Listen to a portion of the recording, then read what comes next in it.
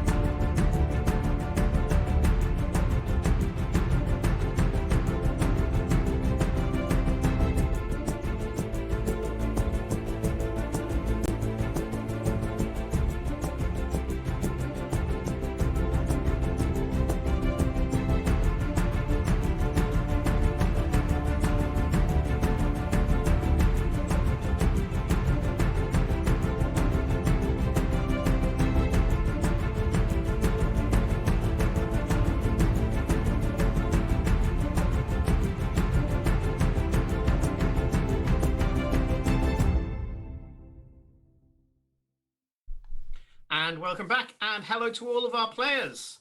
Hello. Hello. Hello. Now, I want to make this clear, Nick, that even though they left your character for dead last night... No, we didn't. He was revived. Yeah, He was fine. He was fine. Eventually, I would like to say that I don't want to encourage any form of retribution. It was all a dream. We weren't even there because it wasn't even a dream for us. It was a dream for Eclipse, so none of us actually experienced anything. I wake up, I'm like, I fought a dragon in my dream. Oh, great. It's all right. I realised... It all goes into the book. All noted down. No, it doesn't because you weren't there. I realised it was a real existential crisis for Dream Cora, because Dream Cora knows whenever she dreams, she goes to the Feywild. So, she's like, well, this has clearly got to be real. This can't be a dream. But yeah, what was it a dream for all of us? Because you said in the intro it was Eclipse's dream. It was just Eclipse's dream. Yeah, so none of us actually... To get meta, that was Dream Cora, not Cora. Yeah, it was Whereas Eclipse's version of Cora. Yeah. It was like, so actually we should have, that would be so funny if we'd played as if we of what we think that Eclipse thinks of us. Yeah.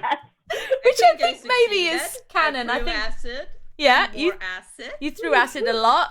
Aiden was pissed off. I didn't know quite what to do. Rodrigo. I felt so bad for bless him. I mean, him. okay, he got the killing blow, but he spent most of the encounter pinned to the side of the map with the dragon roar. Because it was fear, wasn't it? Like, what's his distance for shooting? Could he not have shot it? Because I've definitely seen other people like.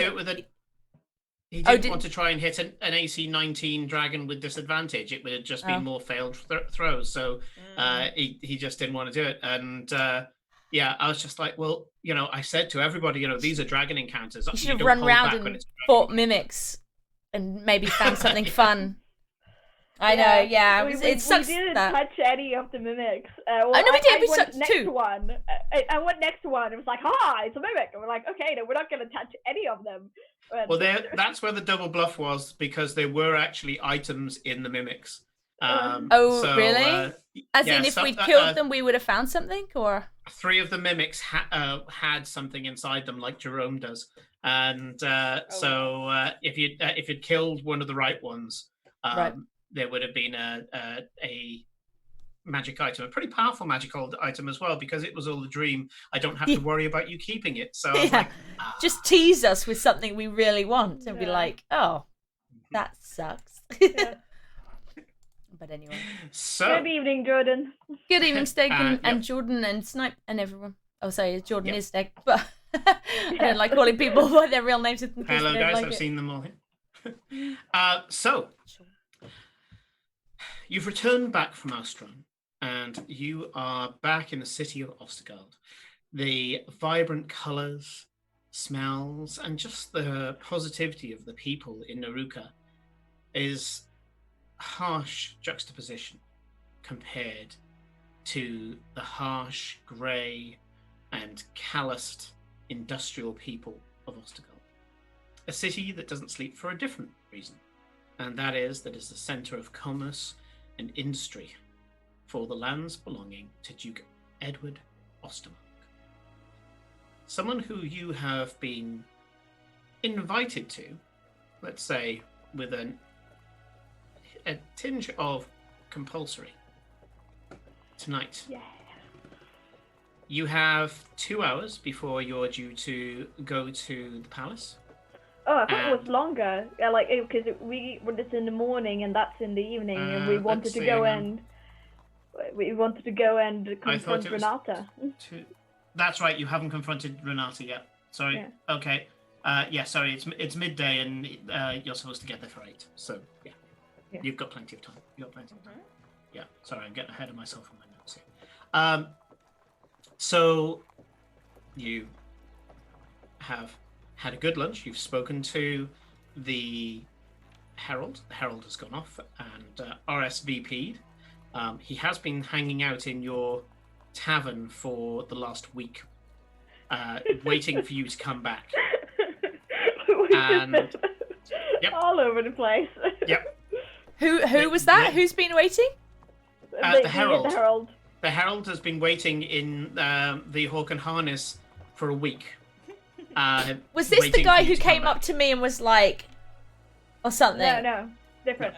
Who was that though? There was. Sorry, not a week. It's been 1, 2, 3 days. Sorry, 3 days. Right. But there was a guy who was like, I need to talk to you, and then I think we went off and did something. Completely forgot there was somebody there. Yep, there is a dashing high elf bard that is still taking pride of place on the stool next to the fire, and you can see that he's taken quite a lot of coin, and he's been singing songs from a lot further away. He's mostly been singing songs from the Celtalands, which think of it as a mixture between the Scottish and the Scandinavians, at the Celtalands. There and Meridia, which is kind of old. I guess it's a Middle Europe type of place, whereas in juxtaposition, South Vardencore, the old empire, is more kind of Germanic English. Yeah, and so yeah, he's been singing songs from a little further away, and singing them really, really well. He's got a mellifluous voice. And quite a cheery demeanor as well. He is spending pretty much as much money as he's making. He's spending it on buying people drinks, collecting their stories, and just really making himself be loved by everyone around.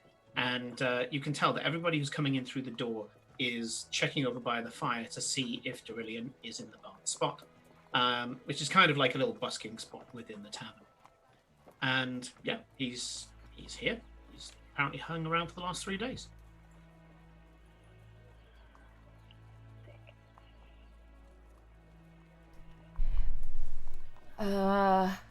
Right. So the Duke, and are we really gonna try and do all of this and then see the Duke? Is it a smart idea? She might even be there.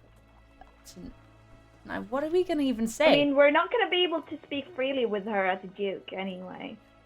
We're not going to be able to speak freely with her if we are with the Duke. No, I was not suggesting that at all. I was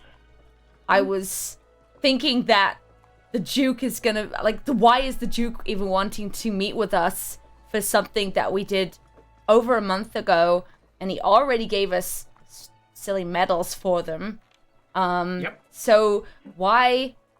He only spoke with you momentarily at the presentation ceremony. So clearly, this is something else, and I don't know whether we want that. and to try and deal with Renata at the same time. But that's just me, because that might be just too much. But, oh, I don't know. What do you guys think? And she keeps flicking her eyes towards the bard guy as well, thinking there's also that. What is that about? So, yeah.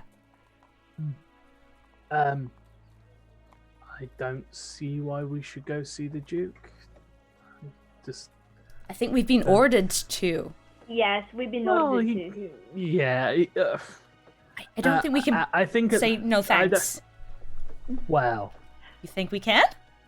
of course we can.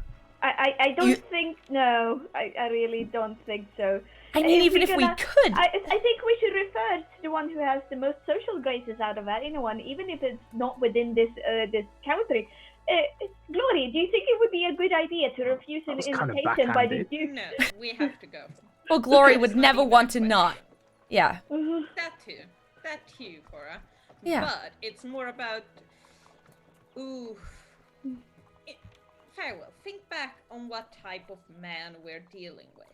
Count Ostegald is a warmonger, and the fact that we know about his secret little project with the armies.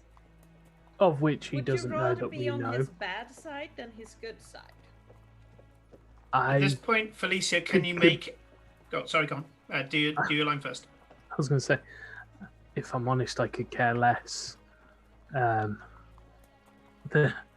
have my own issues with this guy, and I'd rather not be around him at all, given the choice, of which I have.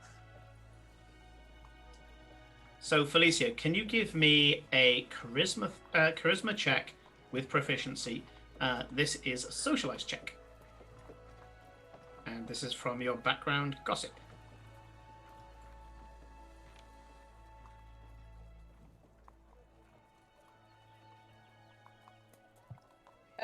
Charisma, is it normal with proficiency? So it's the modifier plus proficiency.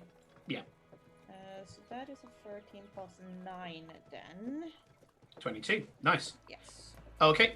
So, as part of your day-to-day life, which I know for each of you what your various bits and pieces are, you have picked up various gossip and intrigue throughout the city.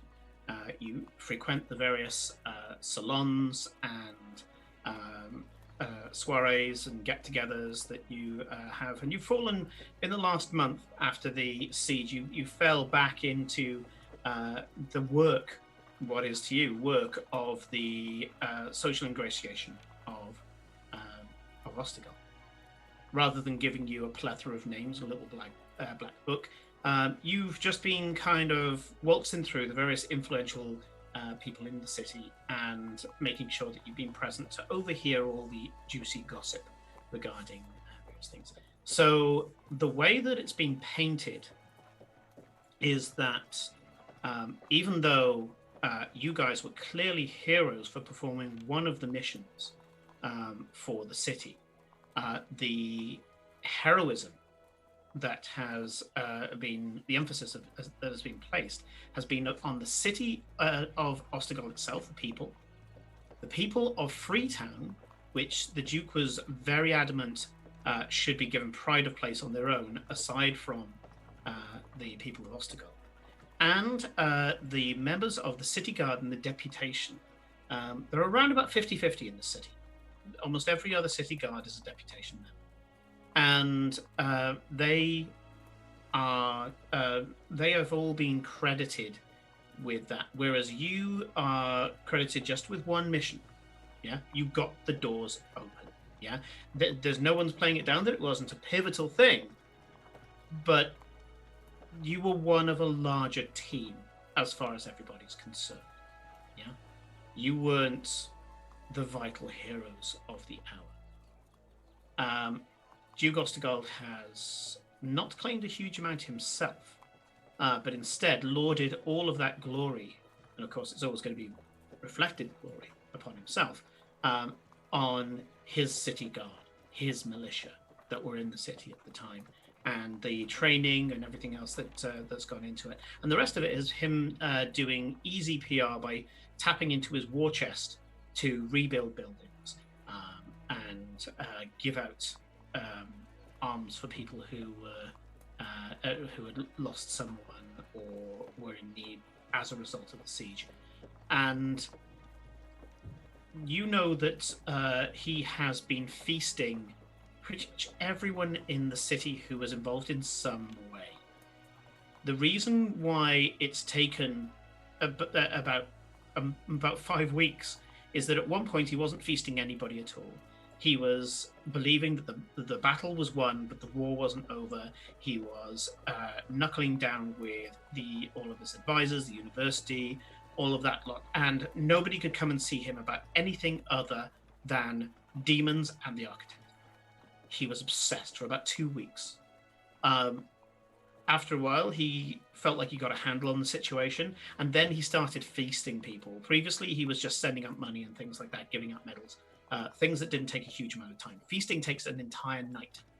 And so now he's in this campaign of pulling in various people of the guilds and people off the streets as well. So, he's been feasting city guards that ordinarily wouldn't, see the light of day of the Duke, especially considering he's often gone warring. But he's been pulling everybody into the city who is done, including feasting various sections of Freetown. Now, this is where it crosses over with Cora, in that that it's been a bit of a lottery as to who he's feasted from Freetown, and because the whole of Freetown mobilized. Now, he did speak with a lot of the influential people within Freetown. So Robar and a lot of Robar's kind of administrators. But also he has feasted some of the common folk there as well. And they have been terrified of the fact that they may be called up to eat with a duke. Not least of which, they don't have particularly fond memories of the duke.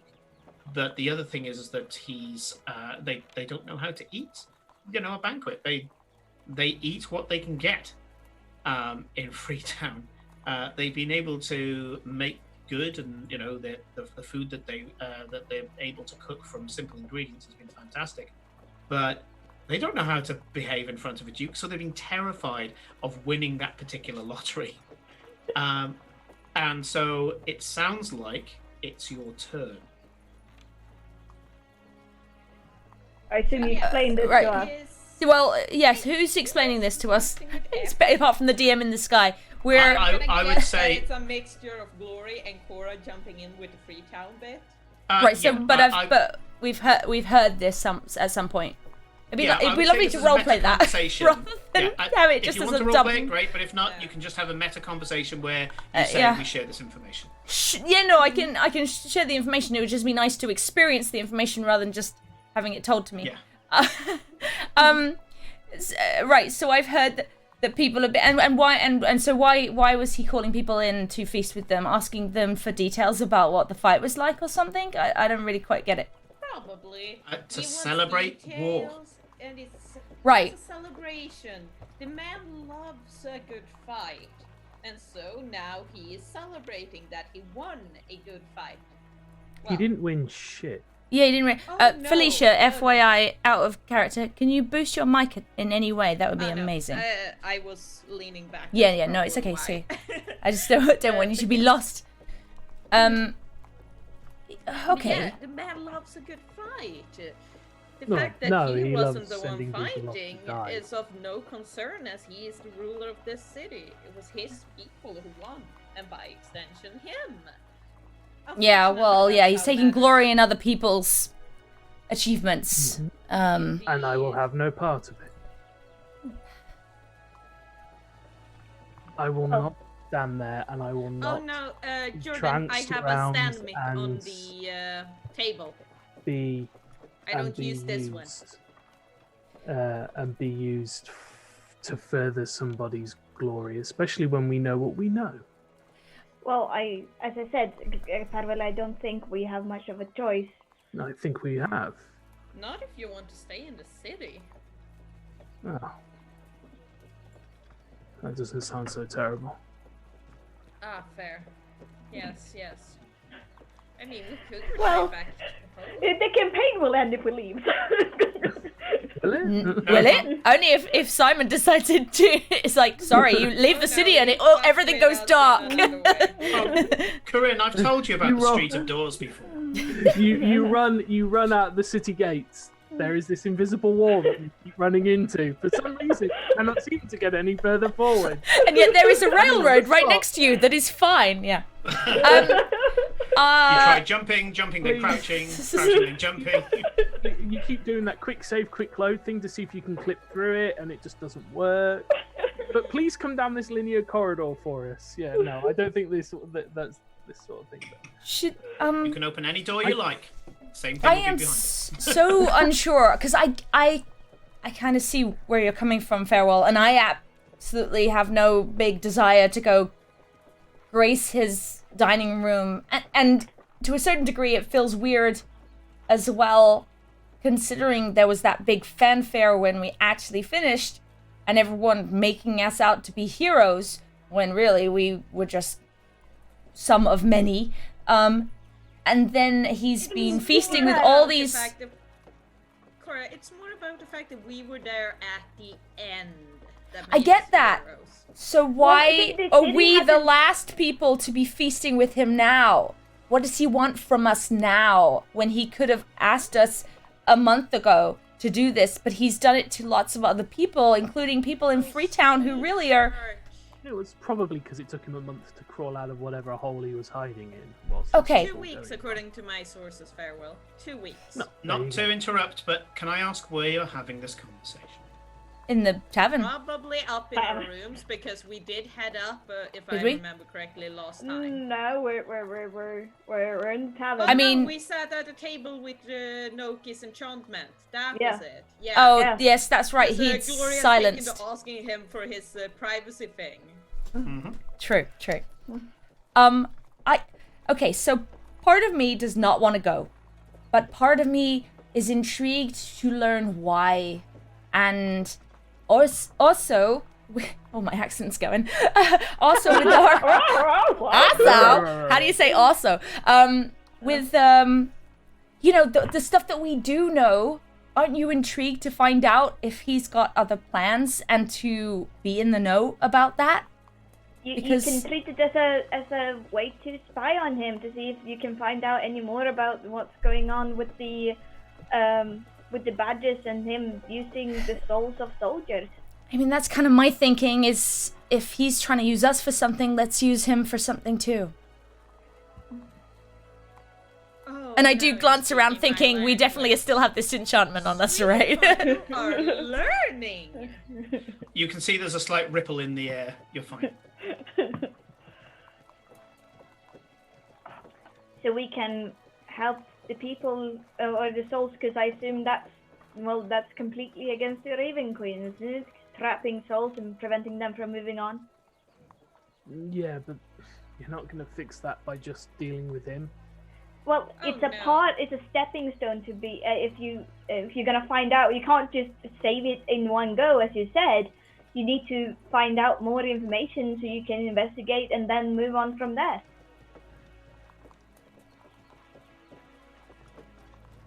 I But don't want to if be you would anywhere near rather them. just eat and leave to talking to us, Farewell, then that is perfectly fine. I know Oh you're no! not Don't comfortable don't with get me that. wrong. I had no intention, even if I did end up there anyway, of talking. I mean, I'm very much on the.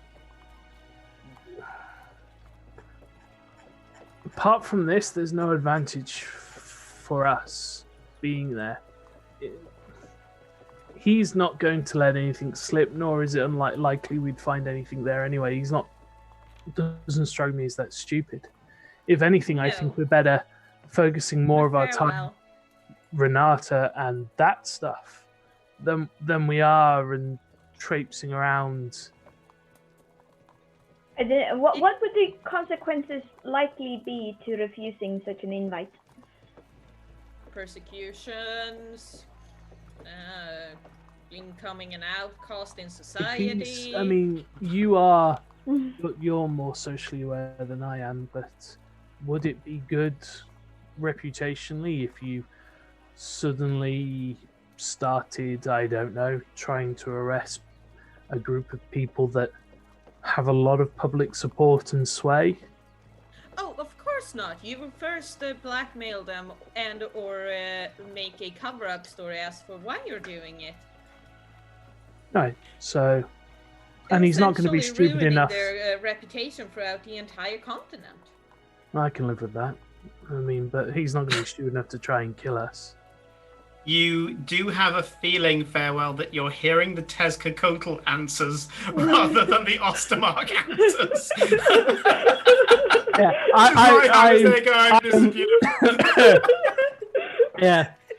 Yeah, I've been insightful enough to know that, and the answer's still the same. It would affect my reputation.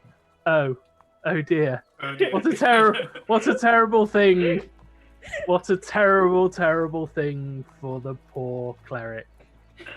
Felicia, I'll just give to you for free from the role playing that you're pretty sure that if enough of you go, you can turn around and say, that you can send the apologies of the one missing member if Farewell wanted to go off and do it. That was my next thing. But Farewell, if you would rather we claim that you are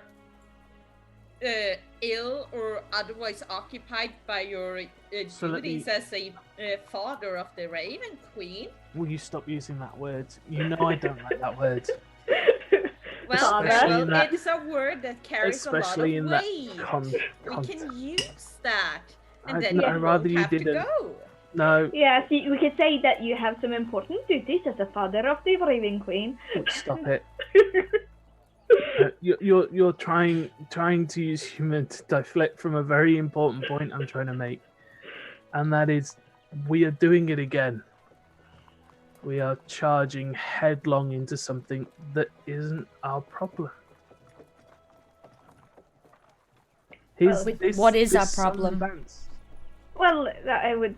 Our problems are plenty right now, but yes. Exactly. Well, I find the souls with being him. trapped into and not moving on being anyone's problem. Yeah, You but know, the thing is, that- I think it would I be have a told good Dusk of this, political ploy and to go there. So if enough of us go, that is enough. He won't be trying anything on a night of feasting, because then his other nights of feasting will be seen as threats, and that is not what you want in this political climate. But yes, also we need to talk to Renata. That was one of our important things. which is infinitely more important. I Which is mean, why she we might could be do able it to tell us now. more about the thing and may alleviate some of your worries. We do have About some what? time I'm not before worried the about him. feast. He is not of my concern. A What he's live really black worried dragonborn walks into the tavern, sits down, winks at Glory, and orders a drink. You recognize her as Lysana Shadowclaw, the drowned king of Ostagon. Oh, yes, it's her. Is One that moment. Lixana, darling, how are you? She points She at can't the hear shimmering. you. She Yeah. points at the shimmering wall Yes, and what I beckons meant over is to that you. Glory will stand up and go over. Sure. That's what I tried just. Oh, please finish your meeting. I'm quite fine. I'm. It was getting pretty droll, anyways. I understand. We're so lucky that we can't hear that. Yeah. Just a quick one, really. I was going to sample Noki's fine mead here and point out that Carlos is all set up. We have a full set of staff at the fort now, and it is being set up as you wish. We've managed to get some of the cannons working again. We've put a few little tricks of our own in place, and the free folk now know that there is a king on the island. So they don't know a great deal about you. They know that the king represents some investors in the Seven Sails, and you have been put on all of the lists as VIPs. So the arrangements have been made. Also, that bloody high elf is trying to read my lips. I'm hoping he's struggling. Oh, I've just realised! Farewell can read lips! He knows everything that's just been said. Are we? Yeah. Like, how does that spell work? Does it work both ways? So we can't hear anything from outside, and they can't hear anything from inside. Neither of you can hear outside or inside. They Right. can't read your lips through it because everyone inside the enchantment, they get distorted.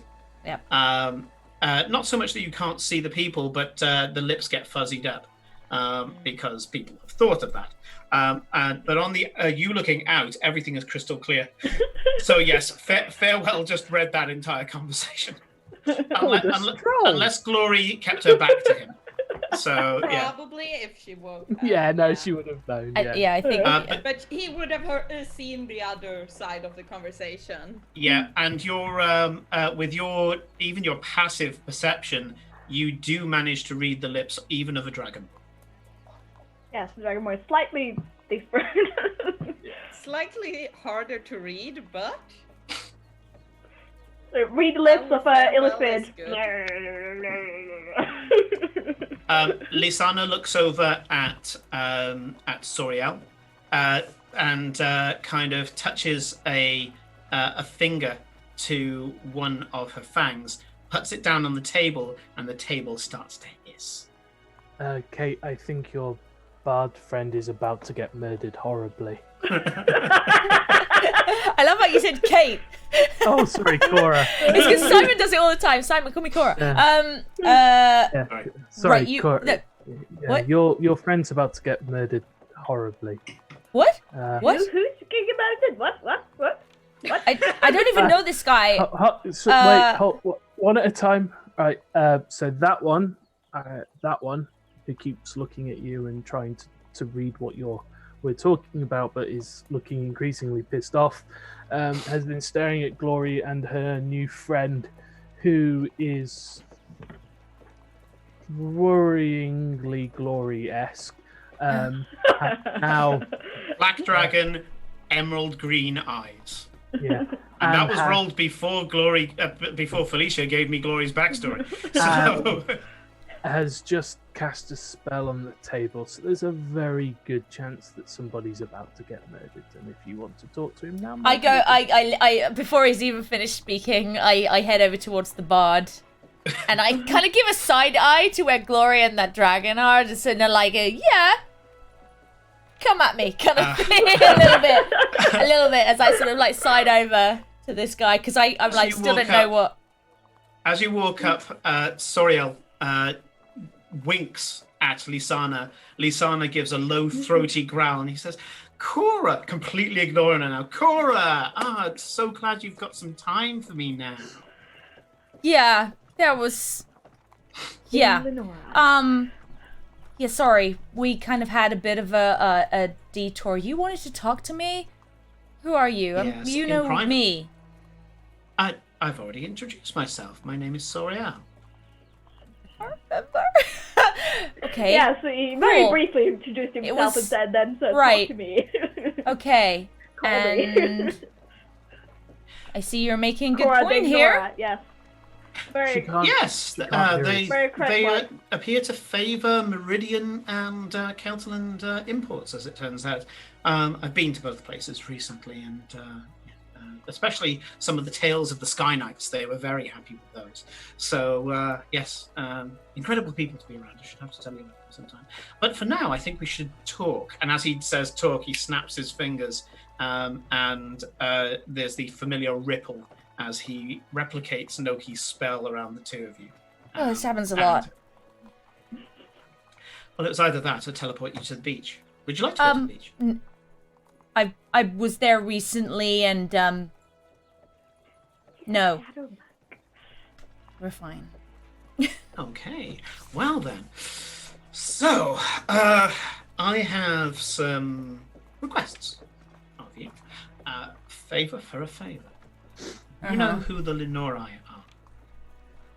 Do I know who the Linorai are? Give me a history check. Okay, hold on. Oh, all my notes are down there. Right, history check. That's not too shabby a roll, but my history is 0, so actually that's 11. Okay. So yeah, you've heard of the Lenori, crazy people, tinfoil hats, conspiracy theorists. You're getting the complete opposite end of what Farewell got, which I'm loving. So these guys are crazy. They're always looking out for the end of the world, and they're always saying, "Oh, this is going to be the end of the world, or that's going to be the end of the world." And this guy's, The end just died. Ding, ding, ding. he's a flat earther. Congratulations, you've got the local crazy. Right. So, do you know who we are? Heard of you? Ah, good. So you will have heard of our good works.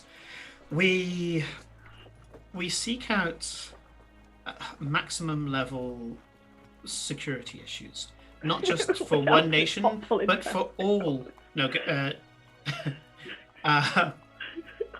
for.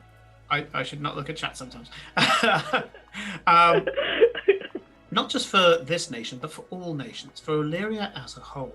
We look for things that could potentially require nations to come together to defeat the greater evils. Now, from what I can tell, you recently came face to face with some being that could be that kind of threat. I'd like to assess that if I may.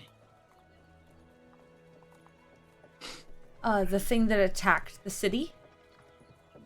I mean, we have dealt with a few things that are quite high end on the concern list recently. Do tell me. This is fascinating. I mean, obviously not as a bard, I would be given these potential leads to those who will keep further eye out, and if something kicks off, well, you'll be able to call on us. You know, we're still figuring certain things out. So how about Oh, thank you you give so much me- for the follow. thank you for the Mr. Hyde. Thank you. feel free to give me a card or a way to contact you for, when the shit hits the fan, I'll call on you. How about that? It's quid pro quo. What do you mean? You give us something as a favor, information in this case, which I find is a renewable resource, can be used many times, and then the resources that we could give to you would be far better. And what would you be giving me in return? Well, depending on what the threat is, specialists, soldiers, safe houses, teleportation off this plane of existence. What do I really know of these people? Like how kind of crazy conspiracy theorists are they? Are they actually useful, or are they just gonna be more trouble than they're worth if they know about stuff that? You unfortunately on an 11 get the Weekly World News version of Yeah. of That's it why all. I was trying to put him off until I learnt more from colleagues. Yeah, you have got the stuff over the garden fence and the stuff that is mentioned at the pub, reliable information sources though they are, and and that is that these people turn up sometimes and ask some really crazy questions and then they leave again. Yeah, but it doesn't mean that I necessarily would trust them. You just know of their existence at this point. Sorry, remind me of this guy's name. Soriel. Soriel. So What? Sorael. Soriel. Thank you. Soriel. Ariel, and his last name is I can't remember. No. And he's bored. If you want to know his surname, give me it would be another history check. Okay. Well, that's a 19. 19. Yeah, you've seen that crest before. It was for a company that was part of the Amberglade Holdings. This is Amberglade. This is Soriel Amberglade. You know that Amberglade is one of the noble houses of Meridia. Based on his getup, his costume, He's probably a very distant member to the nobility there. Okay. Close enough to be able to claim the surname, but probably disinherited several times over. Right. I mean, I'm not. Why me?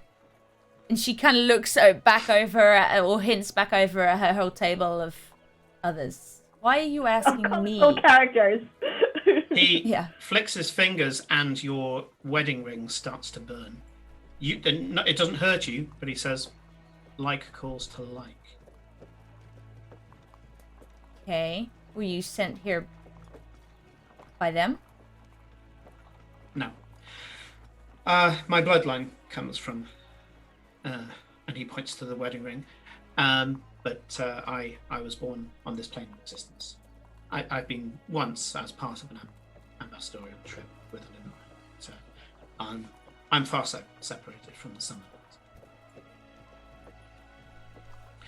I knew I could speak to you because I could prove to you, and gestures to the wedding ring, that she's kind of not quite hiding it, but she's kind of like, she's a bit more conscious of the fact that he keeps pointing at it, so she's kind of hiding. When he sees that, he just waves his hand, and the band stops burning again. Yes, I know how to prove my blood, prove who I am. Well, I kind of know what you are, even if I don't know who you are. I know what you are. I'm afraid the same can't be said for the others. For one thing, I don't trust her, and he shoots a devil's glare at Glory. Wise choice. Oh, I can understand that. I'm not completely sure at times whether I do either. But if you need someone on your side, I'd rather her on my side. Good. She's loyal. It's good to know. See, I'm learning things already. This is good. Look, I don't know what I know that you don't. I mean, demons attacked the city. There was a tear in the veil. I'm not the smartest person, and I look over to Farewell thinking he's the smart one. Or any of the people at the table are smart, and Cora's like, she knows how to do her thing, but she's like, I'm so dumb. I think Eclipse, funnily enough, has the highest intelligence. Yeah, no, absolutely, you're wearing the freaking, intelligence thing. She's got the intelligence, just not the common sense. That's what you need wisdom for. I mean, there was a thing. I don't even want to call him a guy. It was there's a big bad who wants to destroy things, and we closed the veil on them. I think it's known as the Architect. Okay. But I don't really know what that means. I managed to get Architect, but the rift, the tear in the veil. That's something that I didn't. So that's how they came in. How did you think they came in? Well, portals, not rips. It's the difference between the two. Yeah, there are lots of different ways to come in from the pit. Now, you said that he was. You said that he was. Can I do an insight check on this person? What would you like to determine? To determine how much I trust them, how much I want to give to tell them. Because Kate at the moment isn't sure, and Cora therefore isn't sure, and I'm like, actually, I haven't done the thing that you can do in D&D. Disadvantage. Well, I'm a halfling, so screw you. Well, that was a 17 and a 1, but I re-rolled, and therefore I got a 17 and a 19. So, Suck it. Yeah. Suck it. But, so that's insight as well, and, where's insight? Is a +3. So, disadvantage, 20. Yeah, sorry, maths. Yes, dirty 20. Throughout all the charisma, you've spent your fair share around some elves. And some Fae recently as well. And you can tell that even though he's keeping very jovial and he's he's acting like you're dishing the dirty gossip, with conspiratorial smiles and winks. The look of strain across his face suggests that he's incredibly concerned about what you say. So even though he's there saying, "Oh, Rift, really?" He's there thinking, "Shit," and he's. When he's asking these questions, it's clear he's trying to lead to the crux of something. Have you ever heard of this being? You're not just you, but the organization. Only just before. The Lenori being that we are, doomsayers, some of us would be called. We have a lot of divination experts, oracles. And just before this happened, that's the thing that really gets me. Normally we can see further ahead in time, but it's almost like we were blocked until the very last second, until it was too late. We don't like that. The oracle that I was speaking to, he said that he felt that this presence was coming in, and he was coming into a world that was alien to him. He's a powerful empath, this one. And he said that as he was coming into the prime material plane, he almost didn't recognize it. And that fascinates me. I don't know what kind of story this architect has. That's all I've heard is architect. And now we're presuming that the creature is a demon, because demons follow demons, right? But I'm actually thinking he may be some form of broken celestial. Now, we do know of a broken celestial on this plane of existence at the moment, but we know that celestial is not this one. So No, he's not on this plane. That was what we stopped. He was trying to get through, and we stopped that. So he himself never came through? Don't think so. No, I think that was the whole point of what we were Did trying any to... of his effects, any of his aura come in? Did things set on fire, or did blood pour from the walls, or maybe a form of darkness? Or did you start to feel hatred for people, or were you holding back a terrible rage? That last comment, Cora sort of like thinks about the fact that she's got this sort of like rage that's real, that's deep inside her that her patron kind of gives. But I don't like. There's none of that happened, did it, Simon? So none of that was actually. No. In fact, you're so focused on the rage that you get as part of your part of being a Summer Fae now, that you would have known if somebody had put an alien rage inside you, you would have known the difference. Yeah. You're like a connoisseur now. No, there was lots of strange things, and I mean, he was kind of speaking to us in a way, but no, none of that sounds familiar as things that happened. Anything particularly disturbing about what he was saying, what he was claiming? What did he claim his goal? Some people love to go on. They love the sound of their voice, masterminds and all that. But... Kate's being tested on note-taking again. Yes, you are. Yeah.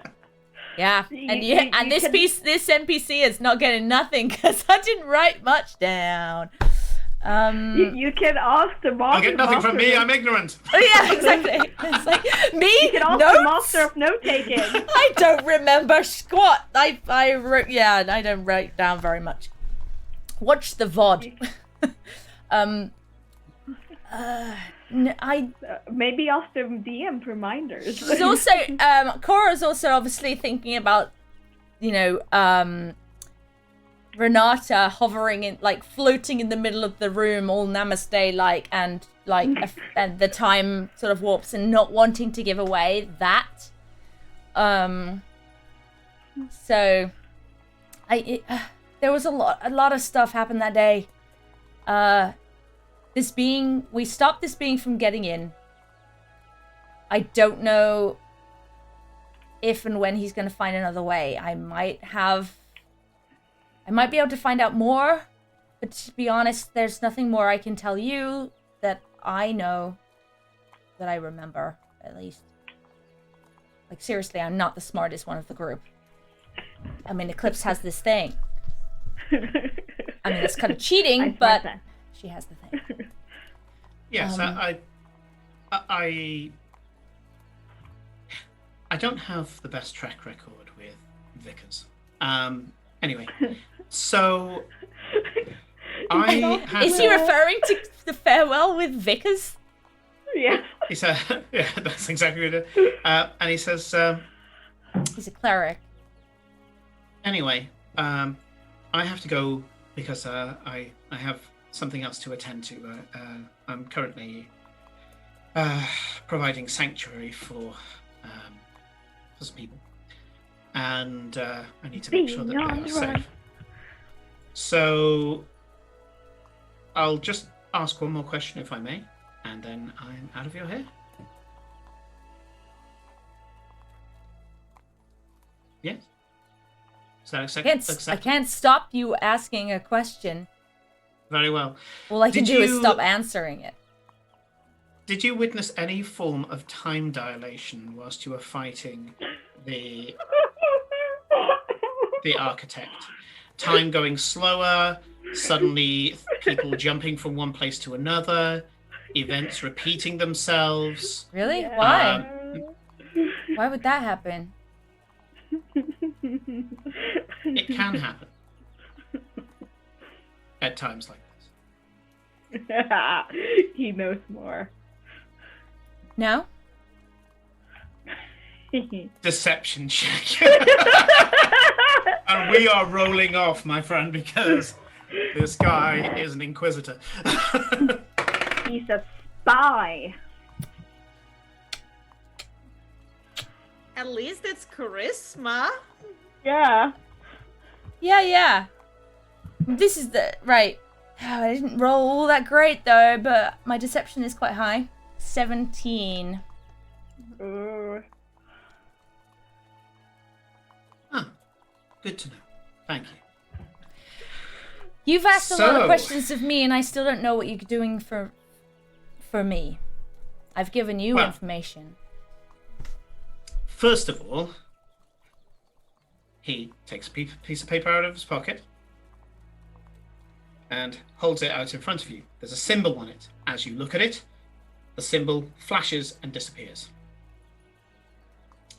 He says, you've now memorized that symbol.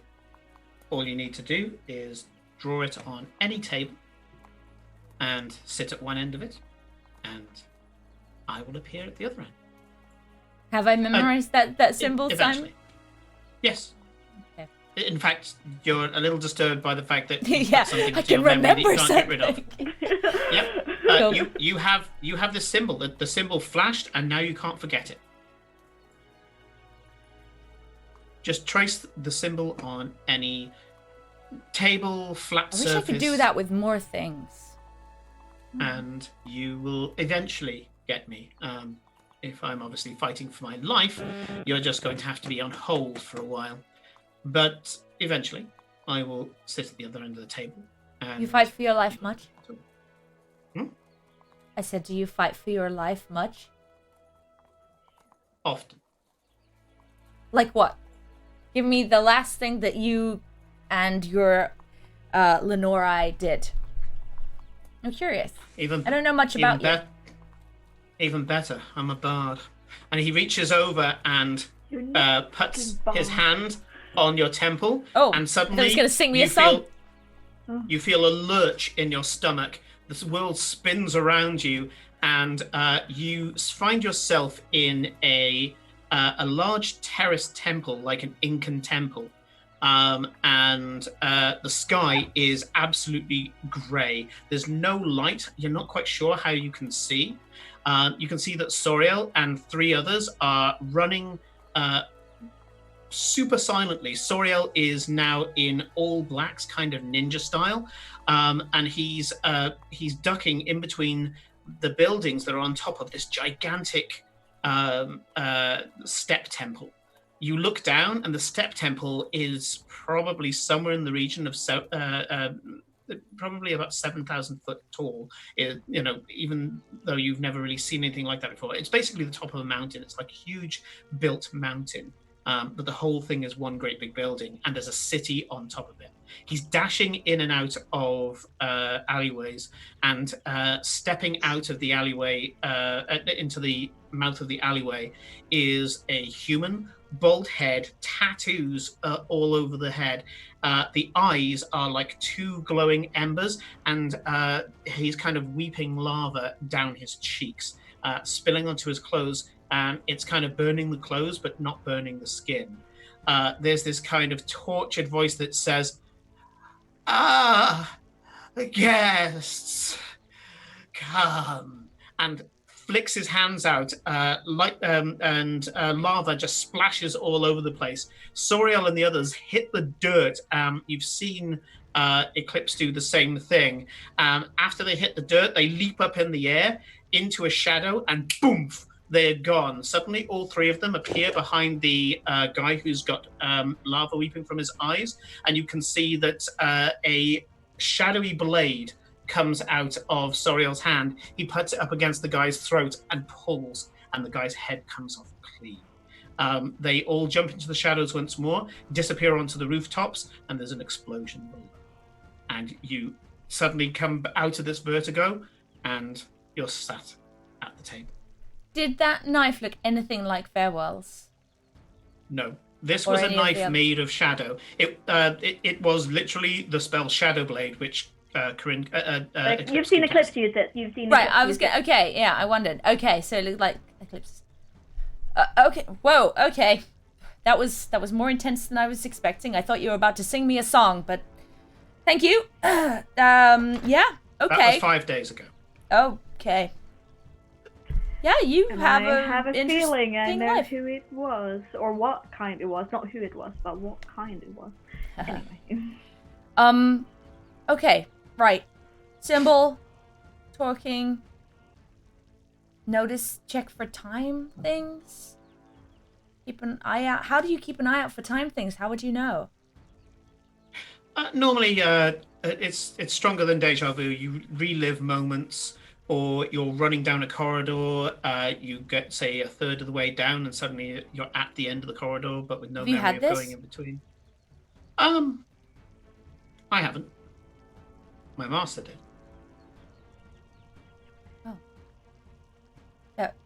A long time ago, or? Yes, we're rather long-lived. My master's dead now, but he lived a long and fruitful life. He met somebody who could do this. Chronomancy. You've heard of That's chronomancy? illegal, isn't it? I mean, even It's the gods very don't like illegal, that. which is why we were hunting them down. Yeah. Last thing we want is those times coming back. Yes. How long ago but, was this with your master? with my master? Yeah. When did it he experience was- this? He experienced this 102 NO. 102 years after New Order. Yeah, Okay. Which is about 473 years ago. All right. Yes, terrified him. He thought the whole damn thing was going to start over again. Orcus, the undead, waves of death, armies falling down, rising up, turning about face, and going off to kill their loved ones. Terrible. And you think the architect has something to do with it? No. There's a. It's just it accompanies some of the high risk situations that we were talking about. It's maybe the risk to the world suddenly just starts to warp the new order. I'm not sure. Is that a good or a bad thing? I mean, if you Bad, incredibly bad. No one can manipulate time. If you But if you- manipulate time, then but if you made it better, if something was going wrong and you made it better, the gods themselves put the new order in place. yeah. It's delicate. Rewriting time is delicate. It took the best minds in Illyria, burnt out those minds, no less. None of the people who were capable of it now exist because they gave their lives to create the new order. And the gods themselves. The gods themselves were exhausted from it. they made clear through their churches that they could not do this again. If all of a sudden the new order is broken, we go back. Orcus will have won again, and the whole landscape will be gone. Everything that you know, everything that you see, you yourself may not exist because your mother may have been some zombie just looking through the landscape trying to find the nearest thing with a pulse to rip the head off. So if you find someone who can do this and you stop them, would that mean everything would reset, or would it continue? Well, no, if you find a chronomancer and you kill them, you prevent the new order being shattered. So you're trying to stop them from going back and do... If they could have done that, they would have done it already, right? I don't think that there's a chronomancer. Sorry, I didn't mean to panic you. Not panicking. What I mean is well, you seemed rather concerned. Well, I'm confused how someone can manipulate time and then Sometimes that always be a anomalies bad thing. just If it was a happen. bad thing, it would happen already because they can manipulate time, right? I don't know. This is not something that I'm an expert at. It's a standard question at any high-risk event that we ask if there is any time dilation. Right. Okay? Okay. Procedure. I'll keep an It eye out. happens sometimes. Or a You time should out. be concerned. Yes, no. Right. Okay. Anyway, you have the symbol. Yes. If you need my help with anything that you think may risk this plane of existence, Yeah. then give me a call. Oh, and one other thing. I hold you bound not to speak about this conversation with anybody else. Do a wisdom saving throw. He's good. Doesn't a gas take like a minute to cast though? Who said that he hasn't is been doing that while a- talking? Yeah. A bit dirty 20. Dirty Ooh. 20. Yeah. You watch as there's a look of strain on his face and one of his eyes starts to twitch and he goes, Faye indeed. I can't I even tell my request friends. that you speak this. Make sure it is done in one of these spells. And he gestures quite irritated. You can tell he's irritated by this whole conversation. The privacy spell disappears. He stands up and walks out of the bar, leaves his coins behind. You left your money. I'll look after it. Bye now. And I just start scooping it up. Yep, you've got a purse of 23 gold. Yay! Okay, and I wander slightly very small dazed change. back to the table where I don't know if there's still another haze thing that I walk into. Farewell, give me a perception check. Hold on. Pick the appropriate dice. I think we should soon head to Renata if we want to do that this session. Because I have a feeling that's going to be a long conversation. 23. 23. Yeah, Soriel walks past the window. He's wearing different clothes to the ones he was wearing in the tavern. Mostly black. Bye, master. I don't like him. Do I hear that as I walk back into the bubble? If you choose to. Do I see? Okay, I'm gonna follow his gaze, and do I see Soriel as well? Give me Soriel. a roll. It's an 18 on the roll. Pretty much hit it on the nose. 17 and above. So, yeah. He's you an see, interesting and, one. He's walking past in what seems to be a black jerkin. That's all you can see from the window. Did he want anything in particular? Yeah. Is the haze still up? Yes, you Yeah. walked into it. And is Glory still chatting outside with the Dragonborn? I would say for the length of this conversation, yeah, why not? Unless she's broken off the chat early. Nah. Yeah, he's Lenori. So he quizzed me. I tried.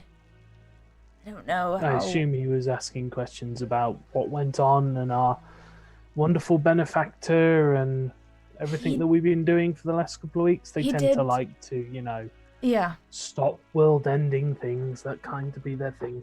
Not as Well- crazy as people like to make them out to be. To be fair, they're actually a lot of them are very good, but some of them do have their, Quirks. yeah, a bit like Yeah, us. Oh, there you go. Yeah, I didn't know either how much to trust him. He mentioned time, and I tried not to say anything, but I don't know if he believed me. I don't think it mattered if he believed you or not. People like that tend to be pretty paranoid, and even if you I don't mean this in a terrible way. As good as lying as you are, I don't think he would have believed you even if he didn't see through it, True. or even if he did.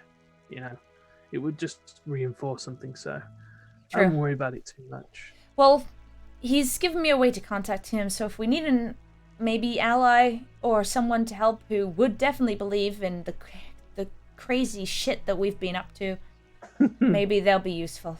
I don't know. Oh, yeah, but we have to be careful with them. They care just about getting the job done, not about the collateral. If it meant burning this place to the ground or letting it burn to this place to the ground to stop it from happening, they'd do it in a heartbeat without hesitation. I think that's why I was hesitant about how much to say. Yeah, that's just the kind of people they are. Okay, well, I've had enough of secret conversations. Oh god, do we have to go to Renata? Oh fuck. No. She collapses on the table, slightly exhausted by all the... It's I too mean, much. if I'm completely honest with you, I keep saying this, but it seems like a good plan. I mean, now that we know a few things and we have a bit of coin in our pocket and we're stronger. I mean, we talked about it a fair few times. This was never a long-term thing. I know, I'm gonna leave run. the talking to you guys. I have no idea how to even approach it to her. What do you even No, say to someone like that? Well, It's like talking to a god. You've done that, though. You've talked to angels and stuff. You kind of talk to your yes, god all the Farwell, time. you've talked to angels. That will be alright. No, you got to remember that's very, very different. You don't so much talk to them as they talk at you, and then you just sort of make approving or disapproving noises in the appropriate places so you don't get smited. That's kind of how I'm going to approach this meeting then. Okay, great. Don't get smited. Yeah, I would. While you guys are talking, I'm gonna actually call Renata and set up the meeting so we just don't show up there unannounced. Oh, don't do that. Oh gosh, she's calling I'm gonna her. go and do that. Your meeting has been scheduled. Are you doing it there and then, or are you literally leaving the bubble to go and do that? Or are you doing it in... I'll do kind of that in your because head. it's all talking to mine, so I'll just sit there quietly. Right, so we have no idea that... Okay, great. Oh, boy. I'm serious. I mean, we have a little island. We've got a couple of boats. We've got friends in the Shackleman. Pirates. Do we recognize that the person talking to Glory is a Shackleman? Do we know that? I'm trying to see if you've ever met Lisana. Like, I don't know if Last they ever... time you- They don't last have time like a you symbol saw- or anything, do they? No, they're deliberately covert. Yeah. Last we don't time you saw Lisana, she was at the fight when you went to visit the Primari. So if you remember when you went to the fight when you went to the tavern with the Primari and you spoke to Yana,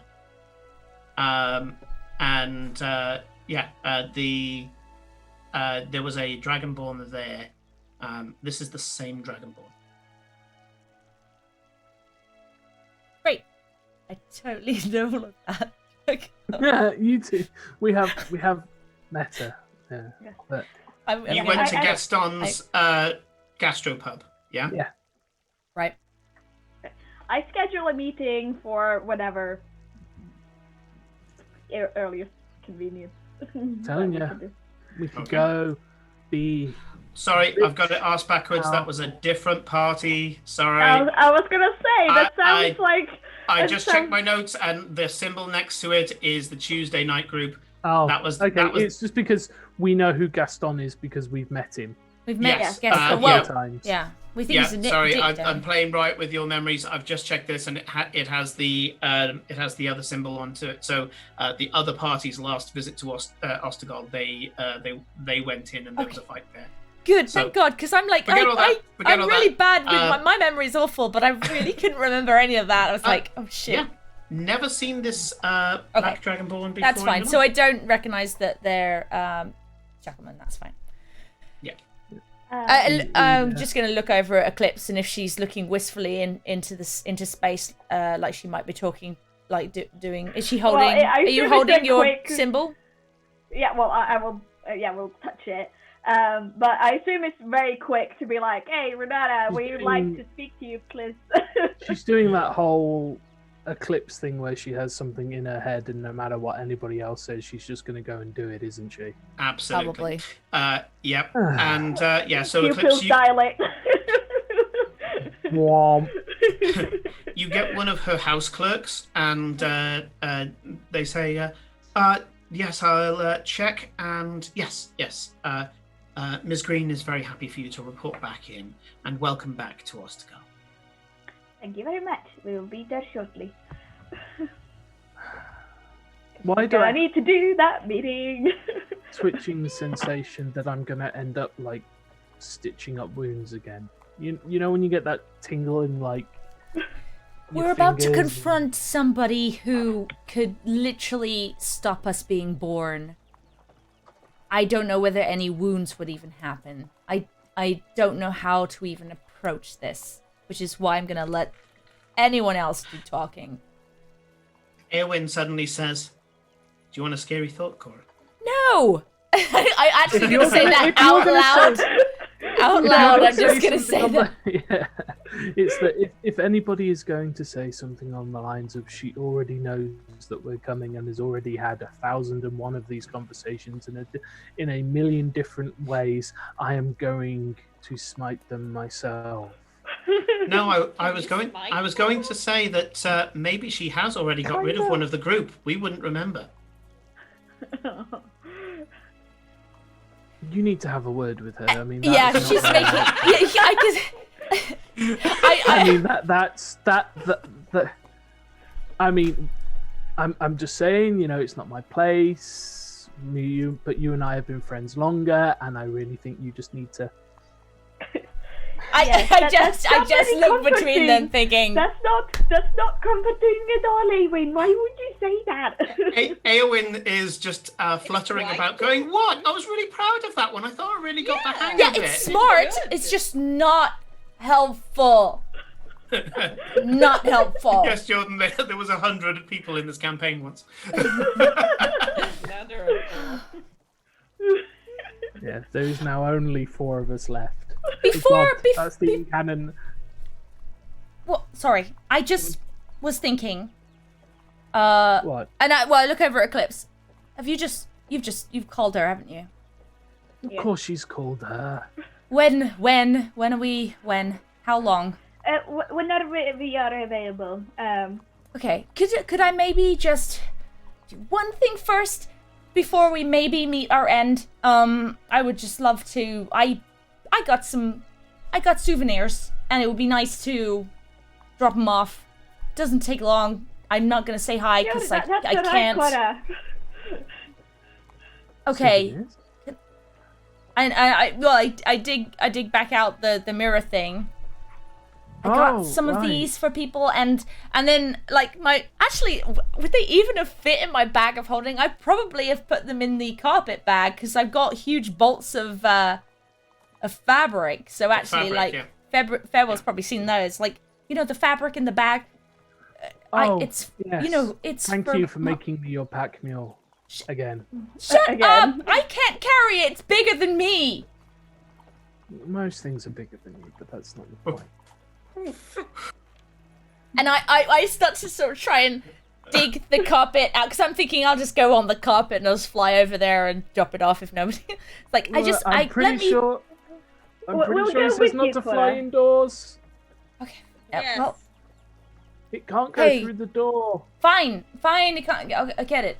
I just want to drop these off before we have this big conversation that might, stop me existing. By the way, Cora, Hey. you mentioned that the the Freetown people had a hard time with the etiquette. Would you like me to reach out to Rachel and see if she can send a few of her girls to educate the masses in how to do proper court etiquette? How to eat with the right fork. Yes. The local courtesans guild. Yeah. They know how. Oh, they do. This is Merchant of Venice shit. This is what's the film? Dangerous Beauty. It's Dangerous Beauty kind of shit going on. I can't imagine how often they're gonna need it or want it, but I mean, sure, if you want that, if you want a project, maybe an evening classes in etiquette if they really want it, but maybe don't force it on people because people don't need that shit most of the day. They just, I mean, how often is that gonna happen? Everyone needs etiquette. It's how you survive. You haven't lived in How Freetown. you survive if you're super duper fucking rich Yeah. and live in Scalra, not here. One day we'll take you to Freetown and we'll show you how the Freetowners live, and you really don't need to know which fork to use because sometimes there isn't even one fork. So, I mean, anyway, to be fair, I always found it easy to eat with your hands anyway. yeah, it's. Yes. I mean, come on. It's quicker. So much quicker. Yeah, I mean, it's a tad messier, but it is quicker. I have 3 separate sets of silverware in my bag of holding so that I Yeah, can that match doesn't whatever surprise me. Tupperware I have with me when I travel. It makes sense. You know, we normally like grill fish on sticks, so if you want to eat. There is a lot. I mean, to be fair, there's a lot of street food, so it tends to come in like bite-sized sort of stick-esque foods, and we're getting distracted again because none of us really want to do this, despite. And he looks at clips. Despite organising meetings with people. Well, let's go then. But No. let's go drop Yes, I Cora's suppose things it's off, better and for then us let's not go. to be late. I'm gonna just Simon, just quick question. Sorry, I don't want to take over. I just that locket. How well, I suppose how self-explanatory are the items that Cora picked up, like the mirror and things, and the locket, I suppose, especially because does someone need to like project the person they want to remember into it or something? No, it's a memory aid. So if you, that's all it is. It's an enchantment that helps with memory, and it makes the Okay. when you recall memories, it's more vivid. So it really it's crystal clear, like you remembered it like from seconds ago rather than from years ago, and it helps people be able to remember their loved ones. The style of it is very much a mourning pendant. And a morning locket, and inside the locket itself, you can put images inside, but the thing is enchanted. It will become self-explanatory if anyone wears it, because the second they attune to it, they'll know its function. So after they've worn it for a few hours, they will know that. The more difficult one is the picture Mirror. frames, Picture. because if you never put it face down, it'll never change. Yeah. Do you want me to? Because I'm pretty sure I've got a good idea where these are going and why. Do you want me to deliver them? Or maybe it's time to. Yeah, talk I to just them. don't know. I mean, it's so No. it's so yeah, I can't do it. I haven't dealt I with know. problems. Yeah, I know. It'll be easy. She knows me and she knows how I handle conversation. I'll be in and out in like 30 seconds. Yeah, I mean, it's kind of weird. I guess she's gonna wonder why you keep giving her stuff, but I don't know. You've just been. These are souvenirs. It's souvenirs, and Guilt yeah, no, is it a makes powerful sense. motivator, so Yeah. I'll go with that, and that should that should cover most questions.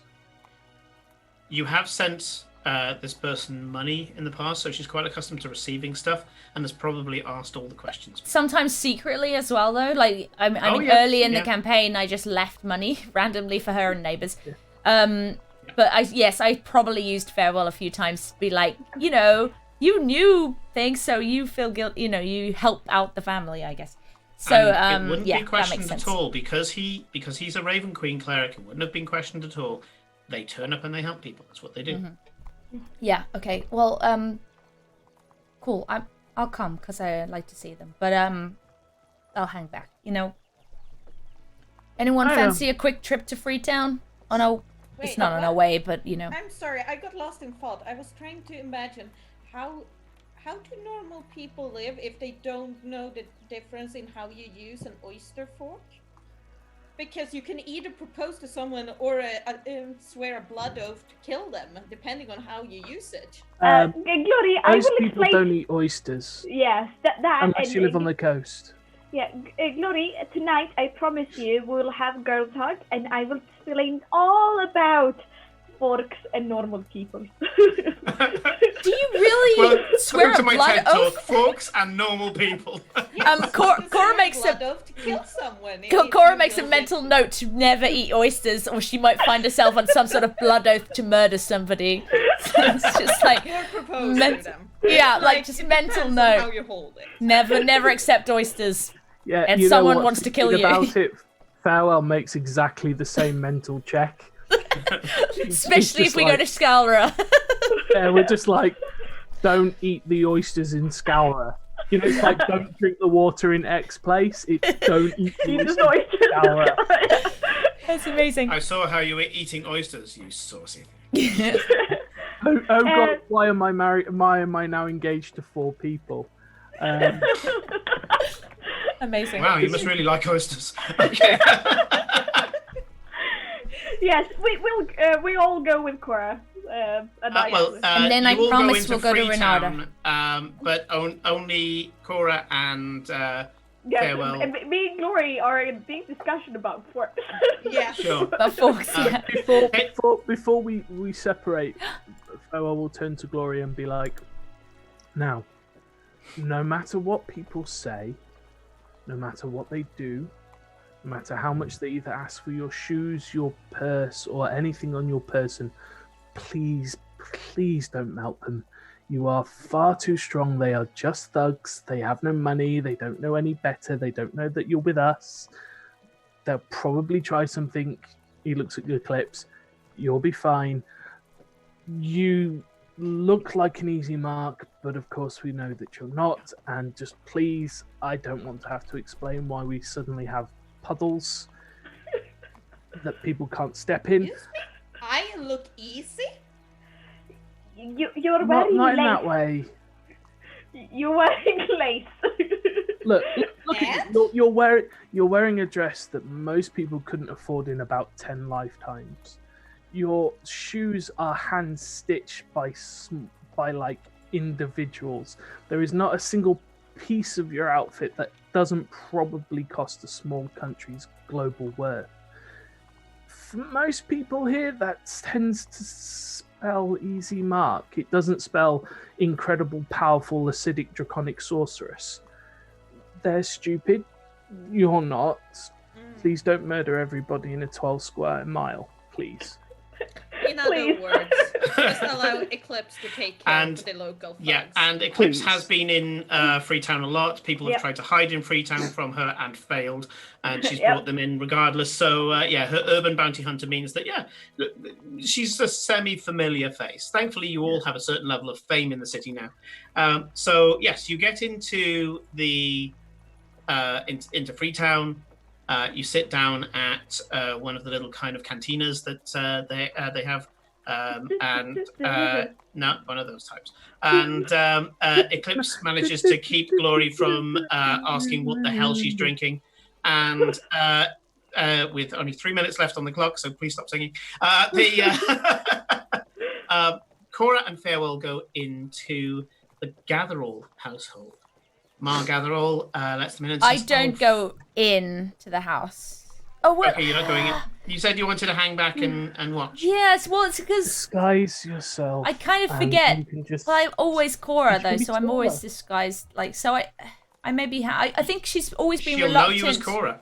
Yeah, but I've been very reluctant to get very close to this family for the whole time. Like, Yeah. so I Okay. don't think she'd Yeah, go in yeah, as it's your Cora all the choice. time and be all buddy. So Oh she yeah, actually I wouldn't hangs have back. imagined that you've done it for now. I'm assuming that if you do it now, it's your first time, because you haven't told me that you have. No, yeah, So are you no. going in or not? You know what? I'm going to go. When we get close, I'm gonna find just a little sort of alley somewhere, like one of my little hidey holes, and I'm gonna ask if I can go in with Eowyn. So I'm going to go in with invisible Eowyn and just be basically essentially a fly on the wall with Farewell. So I Okay. can be there Farewell- without like being there. Yeah, Farewell. A familiar small presence sits on your shoulder and tickles your ear. I've told him what I'm doing, so he's aware. Yeah, wouldn't surprise me anyway. You've got the background best friends. If Eowyn sits on his shoulder, he knows what's going on. Yep, through Eowyn's eyes, Mar Gatherall opens up the door and says, "Farewell. It's been a while. Haven't seen you since the unpleasantness. Please come in. What? Oh, you've got quite a few things here. Doing the rounds, are you?" And she she gets halfway through father and then goes, "Farewell." Sees the look on your face. Mar Gatherall's got some wisdom. Thank you. I sort of dump out, I think, all the fabric, and then I put the picture next to it, and I keep the locket in my hand. She's looking kind of up until now. It's been like supplies or money, and she watches as you pull out what is a small haberdashery's worth of cloth, and she's there saying, "I'll get some of that spiced milk that you like," and goes out the back, comes back in, and it's nice. It's got like kind of nutmeg and things in it. It's beautiful, and she sets it down and says, "So, are you bringing me work?" No, more of a gift. Another gift. I went travelling recently to a fantastic place and saw these fabrics, and well, Is this a gift from you or another one of my mysterious benefactors? You know that. Roll credits. You know that a few months back, a small fortune appeared in my bread bin.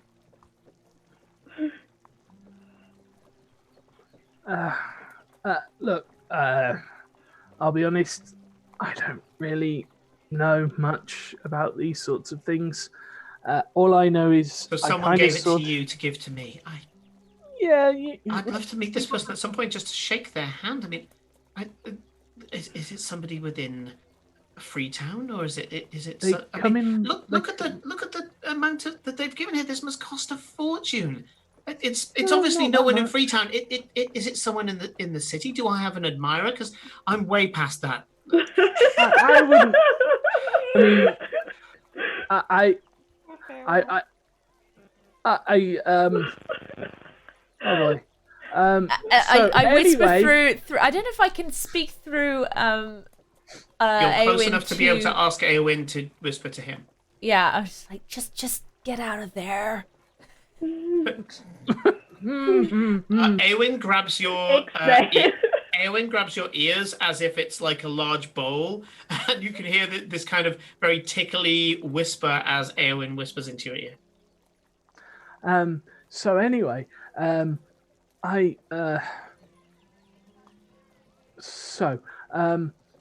here, and what I do is I take the locket and I sort of open it up, and as it does, a picture of hold on one second. Just Alton. want to check my notes. That's the Probably. one. A picture of Alton appears in the locket. You can see that even though you've you were with her when she cried a lot about this. She does kind of, she still kind of bites her lip. And I don't think kind of wrings he her was around, actually. This is like no, 10 plus years back. He wasn't around when Alton died, but No, but it was your memories that you put in there, wasn't it? And So, no, this locket isn't like your one. This locket is... Oh, isn't it? Sorry. No. That's my misunderstanding. Yeah, no, sorry. I should have explained this, Cora, anyway. But, like, no, the locket is just a memory enhancer. So, it's intended to help her remember Alton. And so, yes, having a picture in there would definitely think. But it's more that it will just help you've got her. somebody to sketch him, Yeah. And then... So, go on. Sorry, I'm just gonna add that she's given you 3 of these memory mirror things for the 3 kids. Yeah. Cora gave you 3. I'll explain that a lot better than I originally was doing. Yeah. And then, actually, with your bookishness, Nick, I would say that you probably sketched Alton. You've seen the pictures in the Gatherall house enough to be able to just do it from memory. And then I take the picture and I go, so this works a little differently. And the first one will be like a shot of like Old Town at night. Mm-hmm. And then I put it down and put it back up again. And it's of all the family, as farewell would imagine them being. Cora a lot. So that you don't get to choose what's in the picture frames. It is a picture of all of the people who are currently on their Nauru journeys. So right. As you show her, Sorry, it's a forest. It's a beautiful forest scene, and then it's a cliff edge looking just down. It's just to give them a way to go elsewhere when they can't in Freetown. Okay, so I completely misunderstood each item. I did not explain any of them. I'm so sorry. Each time it's been demonstrated, I was like, "Oh, well, that's a really cool setup. Oh, cool. I'll make a note of that because I'll probably have to explain it. Right, cool. That's in my notes. Won't need to pay attention to anything else." Oh, Nick, you were just imagining that in your own head. Well done. Mm-hmm. So yeah, it does various scenes. There's never anybody in the scenes. It seems to edit it out. In one case, you put it down, bring it back up, and it seems to be some sort of lava landscape. There's a huge gout of lava shooting up in the air. You're not even sure that's this plane of existence. Plane of elemental fire.